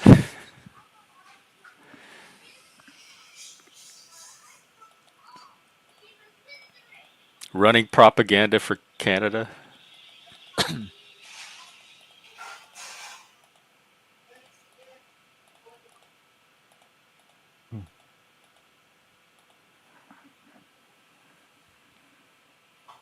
I'm already out.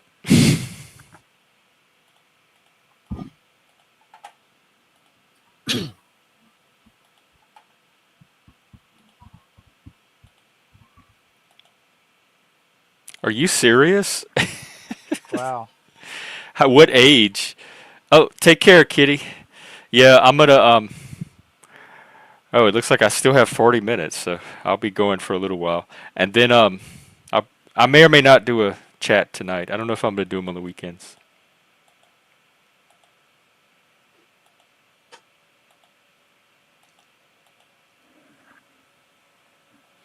I personally think I would have benefited from some kind of job or like we didn't even have an allowance growing up.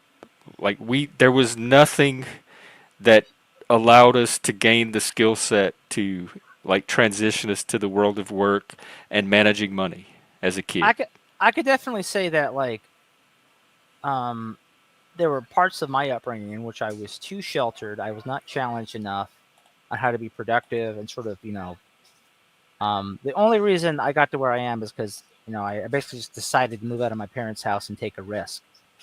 But know, uh, my mother being so controlling didn't want to let me or my sister do things. She wouldn't even let my father do a lot of things because she thought we couldn't do it Was right. that But it's like was that the helicopter generation? Was she one of the helicopters? maybe in some ways I don't. I feel like the helicopter parenting thing was more like a trend that a lot of parents were doing for similar reasons, like in response to um, just things in the Their news or own what childhood. was in magazines. And I think a lot of what happened with my mother was just stuff specific to her, based on her own personality, based on things that happened in her childhood, trust issues she had, and her need for control because of the traumas of her own childhood. And I think you could move the timeline forward or backward a generation, and it would have been a similar issue with her, right? I don't even think the fact that I'm a millennial, I don't think I know there was a lot of helicopter parenting with that generation. I don't think that's really what was going on in her case as a parent. Because my father didn't do that. Um, my father was like, they will be happy that they get it mostly right, and just they'll get better at it over time, right? Just let them get better.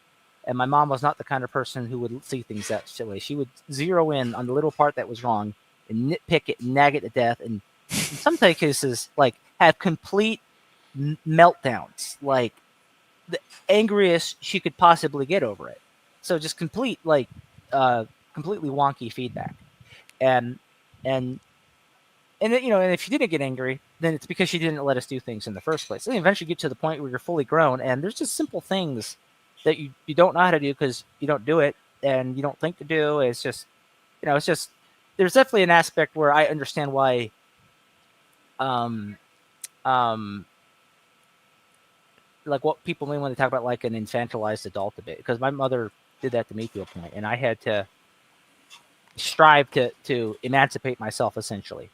Did you have jobs growing up or tasks or like what was your first real No, no, I didn't. experience working? I was okay. So the first thing I ever got actually paid to do was when I was a Senate page for a week for my state senator. I How old were canvassed. you? I was I would have been 15, Oh, and so that's that was pretty just good. that was 1 week, Monday through Friday. I missed a week of school to go to Raleigh and stayed with like one of those families that like you know tells the government like, hey, we'll support the page. It's like a thing where just they always Was have it a a bunch of kids. program for? It's a program, yeah. It's Okay. basically what you do is you're an assistant to like all the senators there. So you run errands all throughout the And they day. recruit from the schools? No, in my case, I canvassed because I got active with the Democratic Party in 2006. So this was 2007 that I did this. So I canvassed with our state senator, and her You were district still in high include. school? Yeah, yeah. Um, Oh, wow. Okay, I didn't I, know I, you were. I, I was unhappy with the war in Iraq, and as soon as I started my freshman year in college, I got active with the Teen Democrats, and I was canvassing in the midterm election, help the Democrats win so we could end the war in Iraq. That's what I was doing when I was 14, and In college? not in college, in high school, a Oh, freshman in high school. Um, and um, and there was an organization for people that is the Teen Democrats, and I joined that and start canvass. And I did one day where I canvassed with our state senator and her her assistant. That they all get one assistant provided to them, and um, um, and her district included that county, and that was the first time she actually won my county, um, and was that year. And so to thank me, she nominated me for the page program to be her page for a week that spring. So that was the first thing I did that where I got paid, and then after that, it was the National Guard slash ROTC. that's part of college or still high Yeah, school? college. Yeah, college. I started all that in college, and then like my first like normal like 9 to 5 was working as a data entry specialist, or whatever, with data This entry was right after on. college? Yeah, like a year after college, which I only did for like 8 weeks, and then I quit because I just didn't like that. It was a long commute, and I just didn't fit in there. It was a weird workplace. It was a boomer workplace, dull job. Just and also I just I don't think I really became. I was living at my parents' house at the time. I had to move out and try things out. I was not my most productive living at my parents' house because I hated living there. I was just a miserable person. Yeah. So Not lies. I can't wait to find out what the job was. yeah. Was it McDonald's? Now, I'm actually glad that I had the presence of mind at the time, even though I still had a lot of imperfections, to realize if you stay here forever, Joe, you're never going to be anything. You're going to suck. Or you're going to lock yourself into failure. You will never be able to leave. If you're still here when you're 30, you will never be able to leave. You will be So doomed. this was after college? You were still at Yeah, your after parents'? college. Yeah, I was like Okay. 25 Did you when stay I. at your parents' while you went to college? No, I lived on campus, so I would go back for like the breaks and stuff. But um, other than that, I lived in a dorm, and um, I remember I almost immediately hated living with my parents the first like winter holiday break between the fall and spring semester. I immediately started clashing like with my mother again. Like um, she had a hard time really with me and my sister embracing me as an adult. She just continued to wanted to treat us like children, and eventually, The I got tired devouring of that. mother. That's basically my mother. I think the devouring mother often has different motives, um, like them being too motherly, essentially, like to a point where they don't know when to stop things. In my mother's case, she had her own childhood traumas that made her feel like I need to have complete control of my individual situation so that I don't run into problems anymore. And the ironic thing is, of course, this led her to be a tyrant because if she has a life with other people in it, that means she has to control them and not let them have their individuality. And it's not just like that with me. She's like that to my father. Like my father got a bad deal in his marriage. I'll just be frank. Like she should not have treated him the way she has treated him throughout But he his marriage. stayed. Yeah, I mean he kept his vows. Um, so I will give him that. But I'm just saying it was a bad deal. He could have done a lot better. I should not exist. I really shouldn't. It's sort of a mistake of nature that I exist. But here we are. How long did they date before? Like like 2 years. And here's the thing: my father said she was cool and fun, and her mind started her craziness started showing itself basically after they got married and when I was I'm skeptical that the signs weren't there for 2 years. well you could say that maybe my father missed some things, right? But like there's a difference between signs and then the stuff actually happening, right? So the stuff actually happening did not occur until afterward. Maybe he could have noticed the signs better. Obviously some of this could just be wisdom my father didn't learn until later, until it was too late. um but um but for my part, right, I have learned to pay attention to those signs, with things. And so when I see people trying to exert a similar level of like total control, like not just control of like what you do, there's even like a mind control aspect of my mother. If you did not laugh at her joke, she thought you were intentionally withholding your laughter to spite her, Well, you right? do that though. You do intentionally No, withhold. what's That's that? stoicism. Oh. I can't understand you.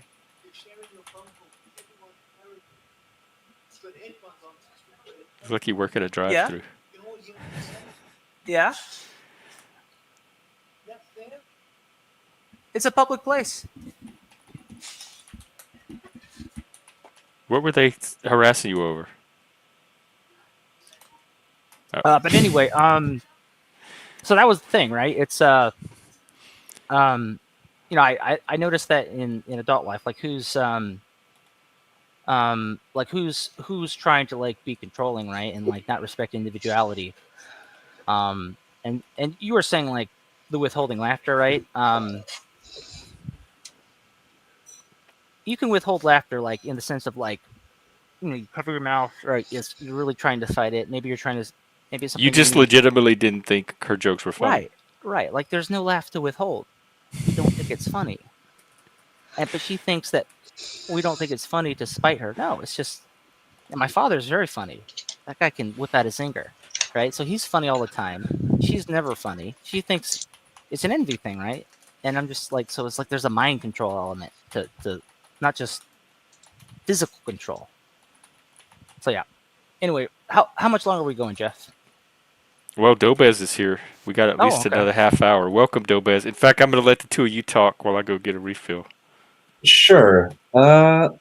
So as usual, I just joined. I don't know the topics. My intention was to just stay silent for like 10 minutes, catch up, and So you now just drop it. the You rest just from jump me. in and Yeah, I mean, orient yourself afterwards. yeah, because it isn't too crowded, which I don't join if it's too many people. That's just a hassle. I don't like any online. You could say being on a panel when there's too many people. It might be okay listening to, but I don't enjoy being on it when there's so many people, especially if they're from different areas around the globe. And that's only because of lag.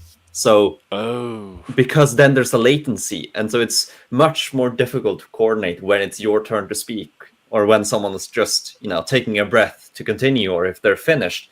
That's quite easy if you're face to face, even if you're a big group, but online it's much harder because of the latency, especially if you don't really know the people, and especially doubly if they're from different areas in the globe, because then there's more and more latency. So Well, y'all can take it anywhere you want, but the current topic was like the kind of structure you had growing up that prepared you for the world of work? Like, did you have part-time jobs as a kid? Did you have an allowance, that kind of stuff? Or were you just kind of thrown into work after college and had to figure it out on your own? Oh yeah.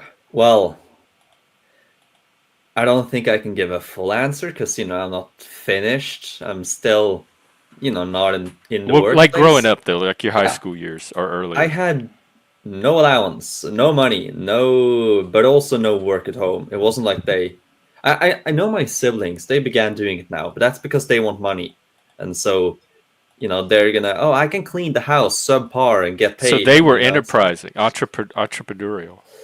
yeah. At least my brother, he's much more industrious than me. Yeah, he's very industrious.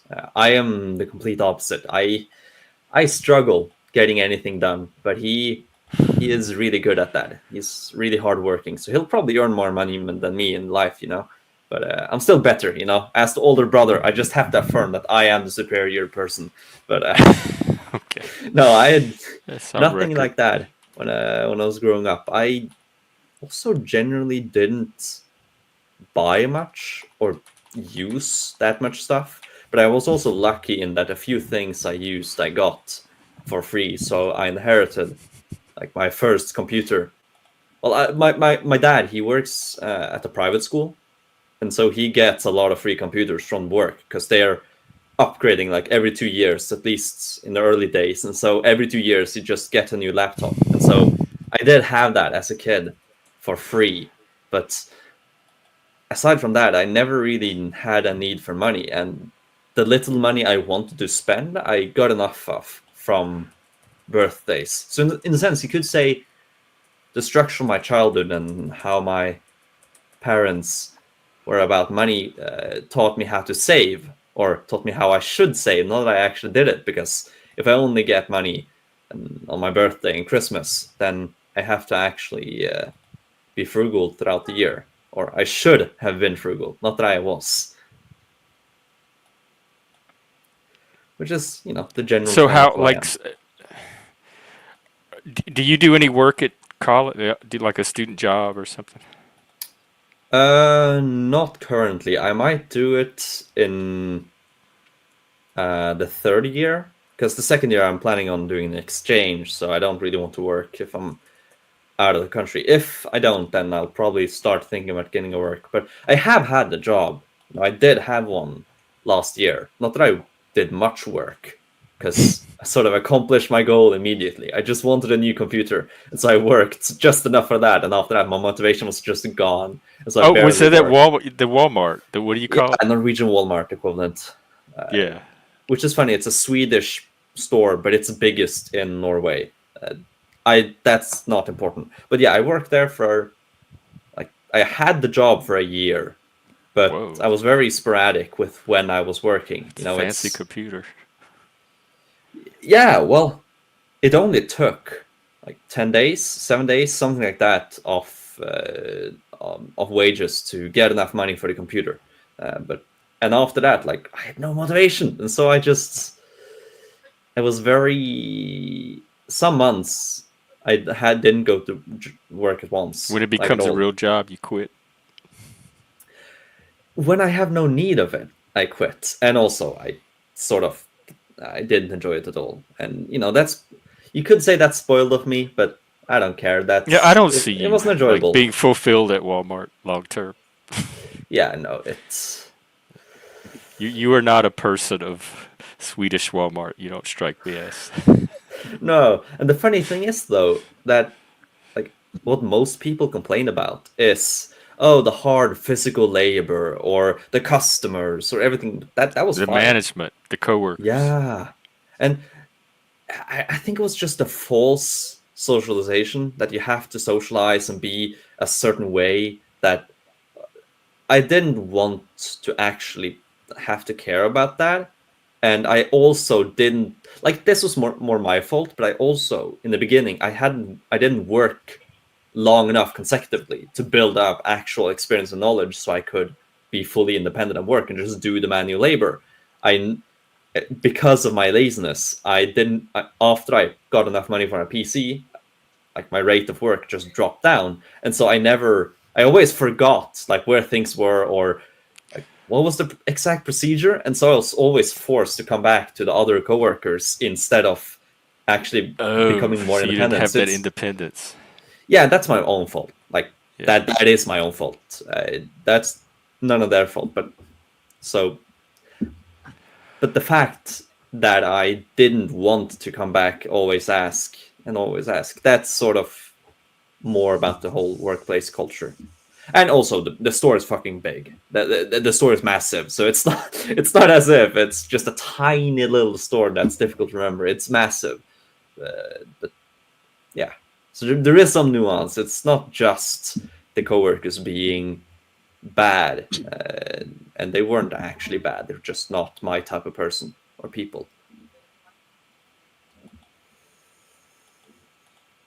Yeah. Yeah. Well, you and Joe talk, and I'll be right back. Yeah, Dolbez.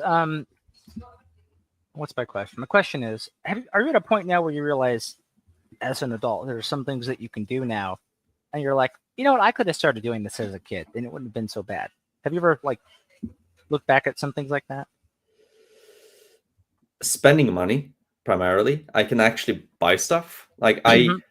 I have had, like for example, right now I just came to the epiphany that oh yeah, I can just buy these subscriptions. They aren't that costly. I just never thought about it, but now I feel like I can actually just use money on things I want instead of not using it at all. I can actually do things I want, and also I I this is not something to do with adulthood exactly, I'd say, but I began actually taking walks because I had it in my mind that oh yeah, just walking around without doing anything, that's a very adult thing. You know, you got to be parents. Only parents do that. I don't know.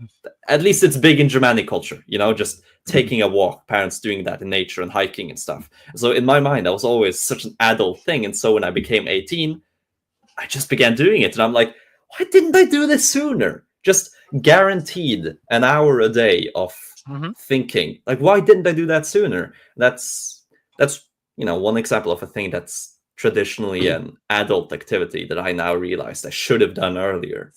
Then money, as I mentioned, Mhm. and working. Like that's working, yeah. But I'm not dissatisfied at not beginning to work earlier. It's not that important to me, but it is So something yeah, I should have done. walking is like something I incorporate into the stuff I do.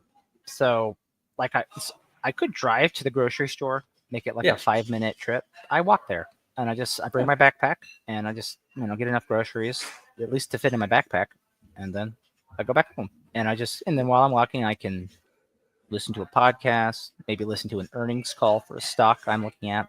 Right, and it doesn't have to be unproductive. What's amazing is you can make your walks even productive now.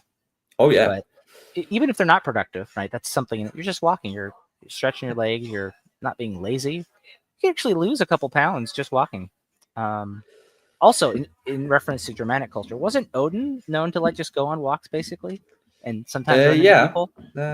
He was kind of known as that the wanderer, the guy who just like the primeval archetype of the wandering side quest. You know, he'll just wander around and handing out quests to people and go doing quests. Like that's basically what he did. Just oh hey you there, do you want to do a drinking contest? And then he just continues walking and magics out this and that. And yeah, Mhm. Odin is a walker. Right, and not all who wander are lost, right? Some who wander are just wandering. You don't have to be Mhm. lost. No, I don't actually know if it's something peculiar to Germanics, though. Just it might be something they are more prevalent in. I think honestly, maybe a more adult thing in general, like old parents like just taking walks. Or again, maybe that's something you don't see in a lot of other families. I don't know, but I feel like that's at least endemic. Is that the right word? Endemic here with Norwegian parents. Endemic. What Yeah, is? I think you're using it correctly. Yeah. Yeah, just taking walks, Jeff. Like, did your parents just go on like 2 hour long walks when you were young? No. for a classmate who and his mom would walk. She'd like Mm. power walk around the neighborhood, and I would walk. I would go with her for some reason. She'd stop by the house and say, "Hey, you want to come walk with me?" And we'd go walk around. She was really cool. I like Cajuns spending sit on time their with her. porch. Huh? I said Cajuns sit on their porch. Yeah, we sit on the porch and rock or swing. We had swing sets That's and why Mm. Jeff does that. rockers, He's and just we Cajun. watched the people go by. It's not even stimming. That's just the Cajun. A lot I of it used is, to yeah. I used to sit on a when I was like really young. We lived in a row house, a nice yellow row house that's sadly been painted gray now, so it's very sad. But back then That it is was, sad. yeah, back then it was yellow, a really nice yellow. And one of my neighbors was this extreme chain smoker guy. He was like 60, 70, but he was. I don't remember a single conversation, but I know that a lot of the times after like coming out from kindergarten or when I was in first grade, second grade, I would just sit on the porch with them and talk about life. I don't remember anything we talked about, but just that experience of like that chain smoking dude had so much wisdom. And again, he was just sitting on the porch smoking, which I don't know. It's not something I've ever done since. So I don't know a single person who just does that. But he was the only one I knew that was Oh, just that's sitting on the so porch weird. smoking. That's how you get all the gut. It's social awareness. Yeah. You notice everything going on around the neighborhood.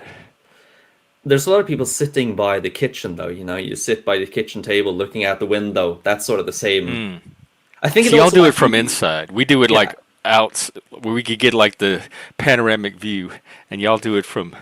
You never know Remember, who's looking out the windows. remember, Jeff, it's cold here. We got Yeah, to adapt. that's And true. also think genuinely walking around town, you meet people and you get that, like, who's up and about. Like, maybe you'll meet some new people, just, oh, I met meeting my old teacher from 5 years ago, or this person or that, and but yeah, Yeah, especially sitting inside looking at the windows, that's a classic. Like the kitchen table is always placed so that you can look out the windows. love it.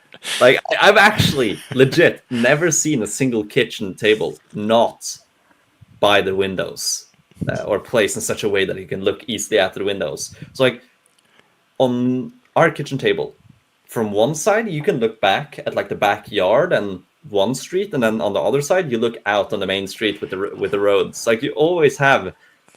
I didn't actually think about this until now when you talked about that, but yeah, they're always placed to look out the windows. That's so strategic, so based. Yeah. Some houses have separate like dinner tables too, like high class dinner tables, and those are not by the windows, which is interesting. That sort of the place where you eat your normal meals is right by the window to if you look out, but for the more ceremonial or like Christmas dinners or Easter or all of that is more separated away. And we also usually move the table a bit away from the window. Okay, that is actually really strange. You just made me realize something new I hadn't thought about before, Jeff.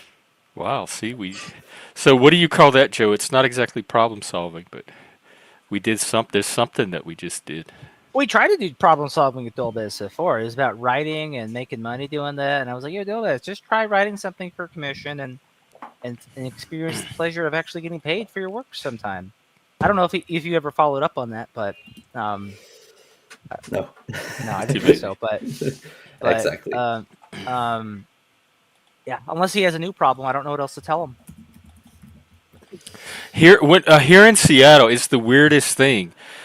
Everybody has these giant picture windows on their house in their front room, and they leave them open so you can see into everybody's houses, and nobody uses the front room. They have furniture, and it's a showpiece, but they don't use them. It's strictly to like show off to the neighbors, I guess. And oh my God, in the South, if people left their front picture windows open like that, like everybody would be staring into your house What do you all the mean by time. picture windows?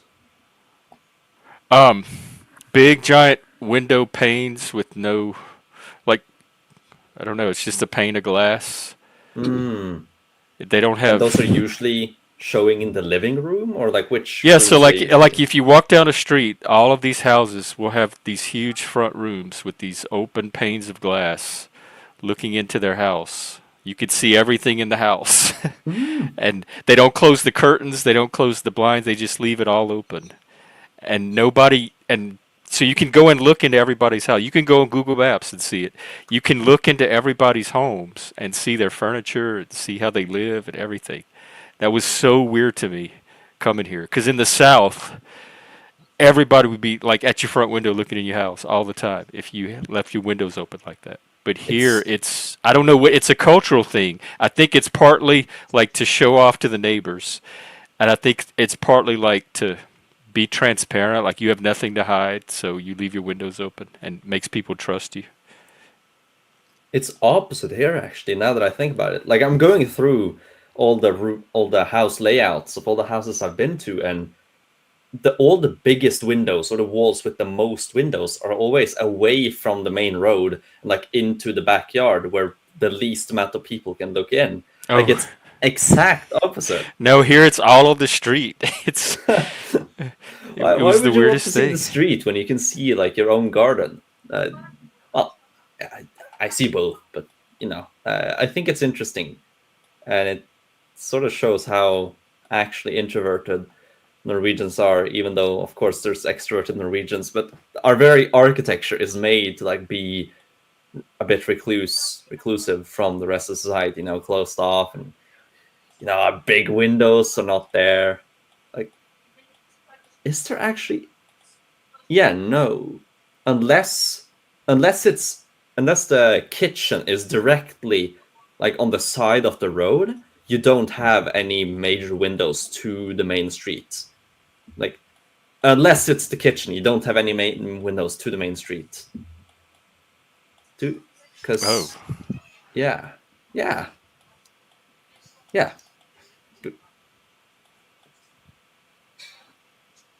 Yeah, okay. So from all the houses I can think about now, yeah, that is how it is. You don't have big windows to the streets unless the house is oriented in such a way that it's the kitchen. And of course, that's what we talked about earlier. Got to look out of the kitchen. Uh, yeah, it's interesting how like people design their houses and how the architecture is. It really tells something about like what that people value and everything. You have the classic example of the TV. The moment the TV got invented, like houses became built around the TV, and that became the main thing. And the sofa would always face towards the TV, whilst before the sofa was placed differently, and then everything adapts to that. But there's also all these other things that Hmm. impact. Is it Yeah, I think when design? but before that, the center of the house was the fireplace, maybe. I I'd was a imagine housing so. major in college, and we learned all. It's all coming back to me now. We learned all of Mm. this. Not laws. Do you know Lanza? He goes under so many different names. I don't even know what his current name is. There's a site. He's really into those historical maps, and there's a site he pointed me toward that shows it's not where you can see the buildings, but it shows like the different historical layers of the cities, and you can. Mm. That's as close as I can think. So next time he's around, I'll ask him. You'll probably be here too. Yeah, he's here all the time. Not us, I mean. I haven't been in a single stream where he's not been in the comments. Not Has he ever laws. been on like the panel? No. But he Oh, does play Steam with. He's in the submarine. You can find him there. mm. But not the panelist. Maybe that's for the better. Hmm. It's good to be a bit separated from the public view, you could say, or maybe just from this public view. In fact, not laws. If I can remember his channel, because he keeps changing it, he plans to do a channel with content where he goes over the old maps and he superimposes the current maps on the old maps and he shows you all the different things you can notice and learn from doing that. Oh, So, r- r- um, Next time I see him, I'll try to remember, and I'll figure out at least what that website is.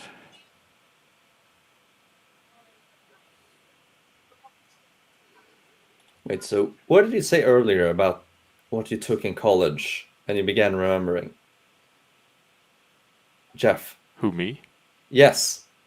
You took something we talked Oh, about yeah, this before. I was a housing major for a year and a half. It was interior design.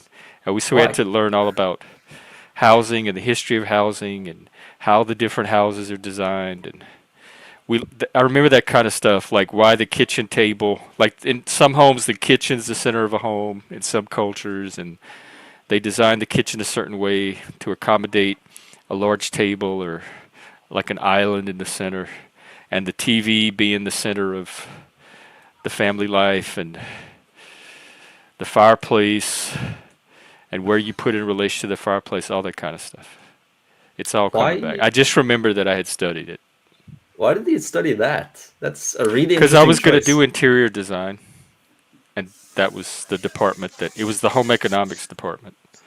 So I had to take all these home ec courses. I had to take a fabric course, a clothing course, and it was taught by like the clothing lady was like this little Southern Baptist lady, and all the classmates were housewives, and I was the punk with the purple mohawk and the spiked dog collar and the combat boots, and I was such a misfit in that entire building. The home ec department had their own building, so every time I walked and it was separate from the rest of campus. So I'd show up in Park and I'd walk into that building, and I was a misfit from the minute I set foot out of my car on that part Did of it make them? campus. Did it make them not like you? No, they were actually pretty tolerant and gracious toward me. We Okay. didn't have much to say to each other. I basically just sat and paid attention in class and went home. We didn't really interact. But sometimes we went on these tours, like we had to do these. We toured like model homes and real estate companies, so we went on these tours together. And we were out in public together, and I was like the punk with all these little old housewives. But the reason I changed my major was because I had to take a drafting course. And you had to draw all your letters by hand. And they had to be perfect. They had to be like typewriter perfect. And I could not make my letter. Every time I thought I was drawing a perfect letter, she found something wrong with it. And I kept telling her, there's no reason to do this. Computers are going to be doing this in the future. Nobody's going to be drawing their letters by hand. And she would not give me an exception. It's like, if you can't draw these letters, you cannot advance in the program. And I said, well, I obviously can't draw my letters, so I'm going to have to find a new major. She would not let me make any kind of exception. I thought that was the stupidest reason to shut me out of the advancing in this program, was just because I can't perfectly draw the alphabet on these drafting documents. That's pretty silly. It was painstaking. That reminds me of learning. I'm assuming you did, Jeff, because you're old. But did you, Joe, learn cursive in school? Second Like, were you grade, forced to do that? we loved learning cursive. Okay. Yeah, I Yes, hate. we I learned it hated in second grade. Hated it. Exactly, Cursive it's is the horrible. devil. And we had such a sense of It made my- accomplishment because we had it made my already learned our handwriting- normal letters, and cursive was like the acme of learning your letters. And once you could master cursive, you had really mastered handwriting. It was horrible. For third through fifth grade, like we learned cursive in third grade, and then everything we had to write was in cursive at that point. They're like, don't print. They're gonna make you write in cursive for everything. They will eat you alive if you write print. I go to middle school. They're like, please print. Don't use cursive. I never used cursive again after that. And then what ended up happening is I had this weird hybrid chicken scratch way of writing afterwards. So Love That's very cursive. familiar. It was so much easier than I never went back to print. Why would you go back to print? Once you can write cursive, it just flows across the page. And you don't Because have it's to not lift your pen readable. up. It's not readable to other But if people. you're writing just for yourself, it doesn't matter. Then it's different. Of course. It also got to be readable to yourself. But no, I even learned a little bit of calligraphy. I had a calligraphy kit in junior high school I will say, with all these calligraphy pens and inks, and it had the wax seal you could put on the envelope after you wrote your letter. I will say, Jeff, cursive is the devil, but then you're a Satanist, so obviously that's a good thing. Cursive is so oh my god, it's like it's easy to write, but it's not easy to read. Like that. if you don't know cursive, you're gonna struggle reading it. You're not gonna be able to read it. Like the S. I don't know if cursive is the same around the world, Little but at least S and Norwegian the big S. S is that easy. Yeah, the strange S. Like that. If you don't know cursive, you're not gonna know that's an S. Like that's just it isn't the same letter. Like you're not gonna know it. And Yeah. that's like Well, it's looking the more like same the with like Sigma. reading Chaucer and learning early modern English. They had the yod, what is it, the yod and the thorn. They had additional letters that you have to, when you're reading it, you have to. There's additional consonants you have to learn and incorporate into the normal English lettering. There's the not laws we know and love. Well, I learned it in Louisiana, so See, notice there, Jeff. I did not withhold my laughter. Right? Not laws was actually funny. because not laws actually made you laugh for once. Yeah. So if my mother had simply done that more often, things might have been better. Your mom just had to get funnier. sometimes you can't just fake your laugh for your mother. Maybe she deserves it. Maybe We she were don't. I usually don't know laughing the at her. situation. It was not hard So- for our mom to Sometimes, make us I'm just laugh. telling you, it's hard to you couldn't even tell that she was trying to be funny. It was so unfunny Oh. that you could not even detect the attempt at a joke. And she's like, "Why aren't you laughing at my joke?" And I'm See, like, that's Uh, what made me laugh is her How much reaction to my Anglo not blood laughing. does she have? So- How much Anglo blood does she have? Because the Anglo? English are. "Oh, Yeah. I get all my Slavic ancestry from my mother. She's Polish and Okay, Croatian, strange. and she's adopted. Strange. So she never actually met her Slavic parents. So I don't actually have cultural Slavic influences. Hmm. She actually had, I guess you could say, German upbringing because her mother was from like the Germans that migrated to Northern California and Prosit. became ranchers. Like, what do you I say in think we English? laughed the most when my mom was raging and fussing and hollering about something that was really humorous to us, or when she tried to discipline us. That got the most uproarious laughter.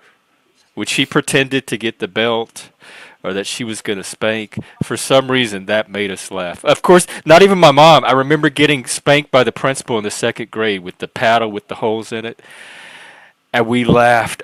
We thought that was the funniest thing, that we had just got whipped by the principal with this paddle. For some reason, that was hilarious to us. So I guess discipline made us laugh, and which is probably why it didn't work and why they stopped using it very early, because all it did was provoke laughter in us. Hey, Jess. Good evening. Oh, is it evening already? Good to see you. It's kind of evening here. It's 5. Yeah, we're at about the 2 hour mark. I'm gonna Oh, yeah. start wrapping up. Y'all have Yeah, anything y'all want to end with? I think this is a great stream. We covered a lot of valuable topics. I'll just reiterate. If folks want to have me analyze a stock, I mentioned before they can commission me to do an article, but also I'm open to doing videos on my YouTube channel. So Are you going to try to do some on your own? With Only- more content-oriented videos? I'm going to continue to do my streams. I took a break from it for a bit because I was sick and my voice was, not good. But I'm going to start doing it again in the coming week. So, but yeah, if I do any actual videos though, I want to that needs to be a response. Like we talked about solving problems, people need to say, Joe, I want you to make a video to explain this for me, right? Ideally, I think it would be really good if we could talk about specific stocks. And so yeah, people just need to reach out, and I'll figure out what I want to do pricing wise for videos. But yeah, that's something that I'm also going to be working on. And I'm available too. You already know about my practice. If you want one-on-one attention, I'm available for that. Also, just come on stream. I don't mind if you come on stream and bring your problems, because that gives us practice. And Jeff is going to earn money. Maybe some random guy is going to send some. We're trying to donations, communicate value, and one of the things we talked about at the beginning of the stream is strengths, and I tried to get Joe to identify. What did you say about strengths? Strengths. Yeah, and Joe recommended finding the one thing that you do best and focus on that. So I asked him what that one thing was, and he said just keeping this, hosting this type of space in the first place. But the second one I identified was problem solving. I think if we get really good at solving particular types of problems, that could be the one strength that we have to bring to the marketplace. And so I want people to bring me more and more of their problems so we can get more practice at creative problem solving. We have a diverse talent pool to draw from. And a diverse weakness pool. And it would keep me from having to work at Domino's or McDonald's, but not Laws and Zents, just in case. And Dolbez, on that Start note, setting that up.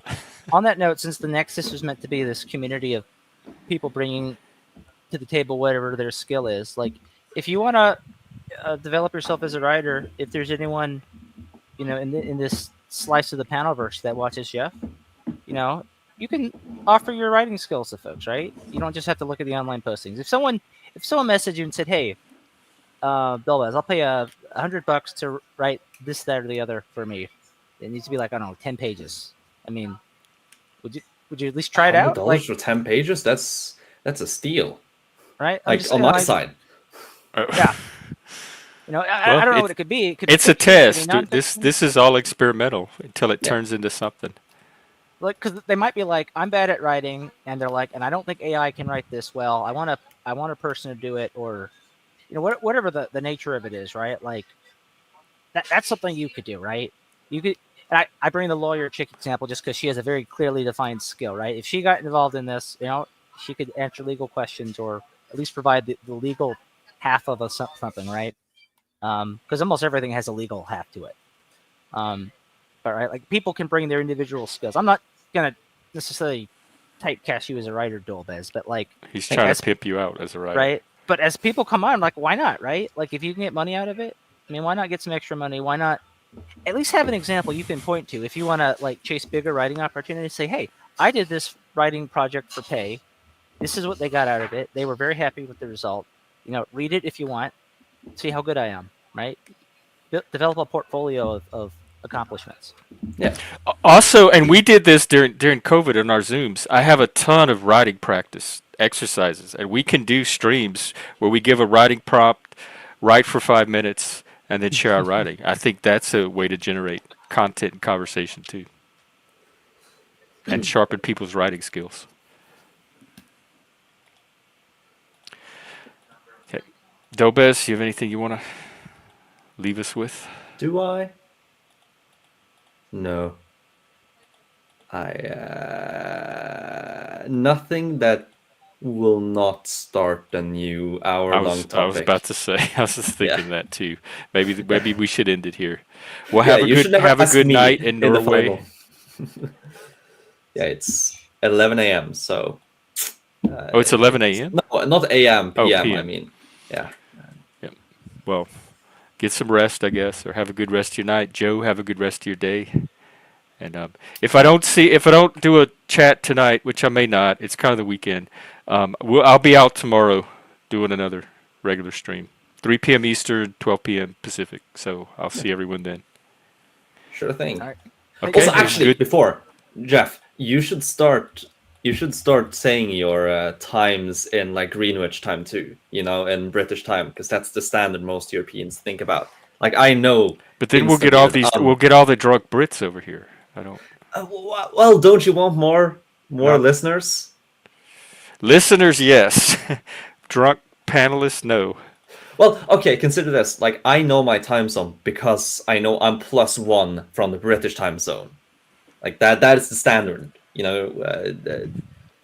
It's 00. Everything else is either plus or minus from that. So by also using that, everyone else can find out the exact time of just adding or removing hours. So I know like the East Coast. So that means it's like 10 o'clock GMT right now, 10 p.m. Yes, because I'm +1. So here's 11. So then I have to figure out what it would be tomorrow at noon my time. Yeah, well, you just figure out what is your time zone. See, this is the reason I don't do it already. Let's see. You're looking Washington at it. I'm about self-empowerment. People can learn to do this for themselves, See, so other people don't have to do it for them. You're -8. That's it. You just add 8 to the time, and you have what everyone else easily references from. So according to this, it's 8 p.m. GMT. So 8 o'clock Greenwich time is when I do my show. Every day at 8 p.m. Greenwich, which is 3 p.m. Eastern, 12 p.m. Pacific. Or just turn on your YouTube notifications. It'll tell you when Okay, I'm on. yeah, that's probably more With convenient. with the technology today, I shouldn't have to do any of this. If you can't find us, you don't deserve to be here. There, that'll bring in the views, the right That's kind a of views. that's a good position, Jeff. And with that, I think I'm gonna leave out. So Okay, good take care. night. Good to see you. All right, whew. That was kind of a nice, gentle stream. Maybe we can do more of those. Anyway, if I don't see you tonight, I'll see you tomorrow. Have a good rest of your day, and great hanging out with everybody. Take care. Rock on. Or rock off. Rocks off? Rock. Let's keep rocking.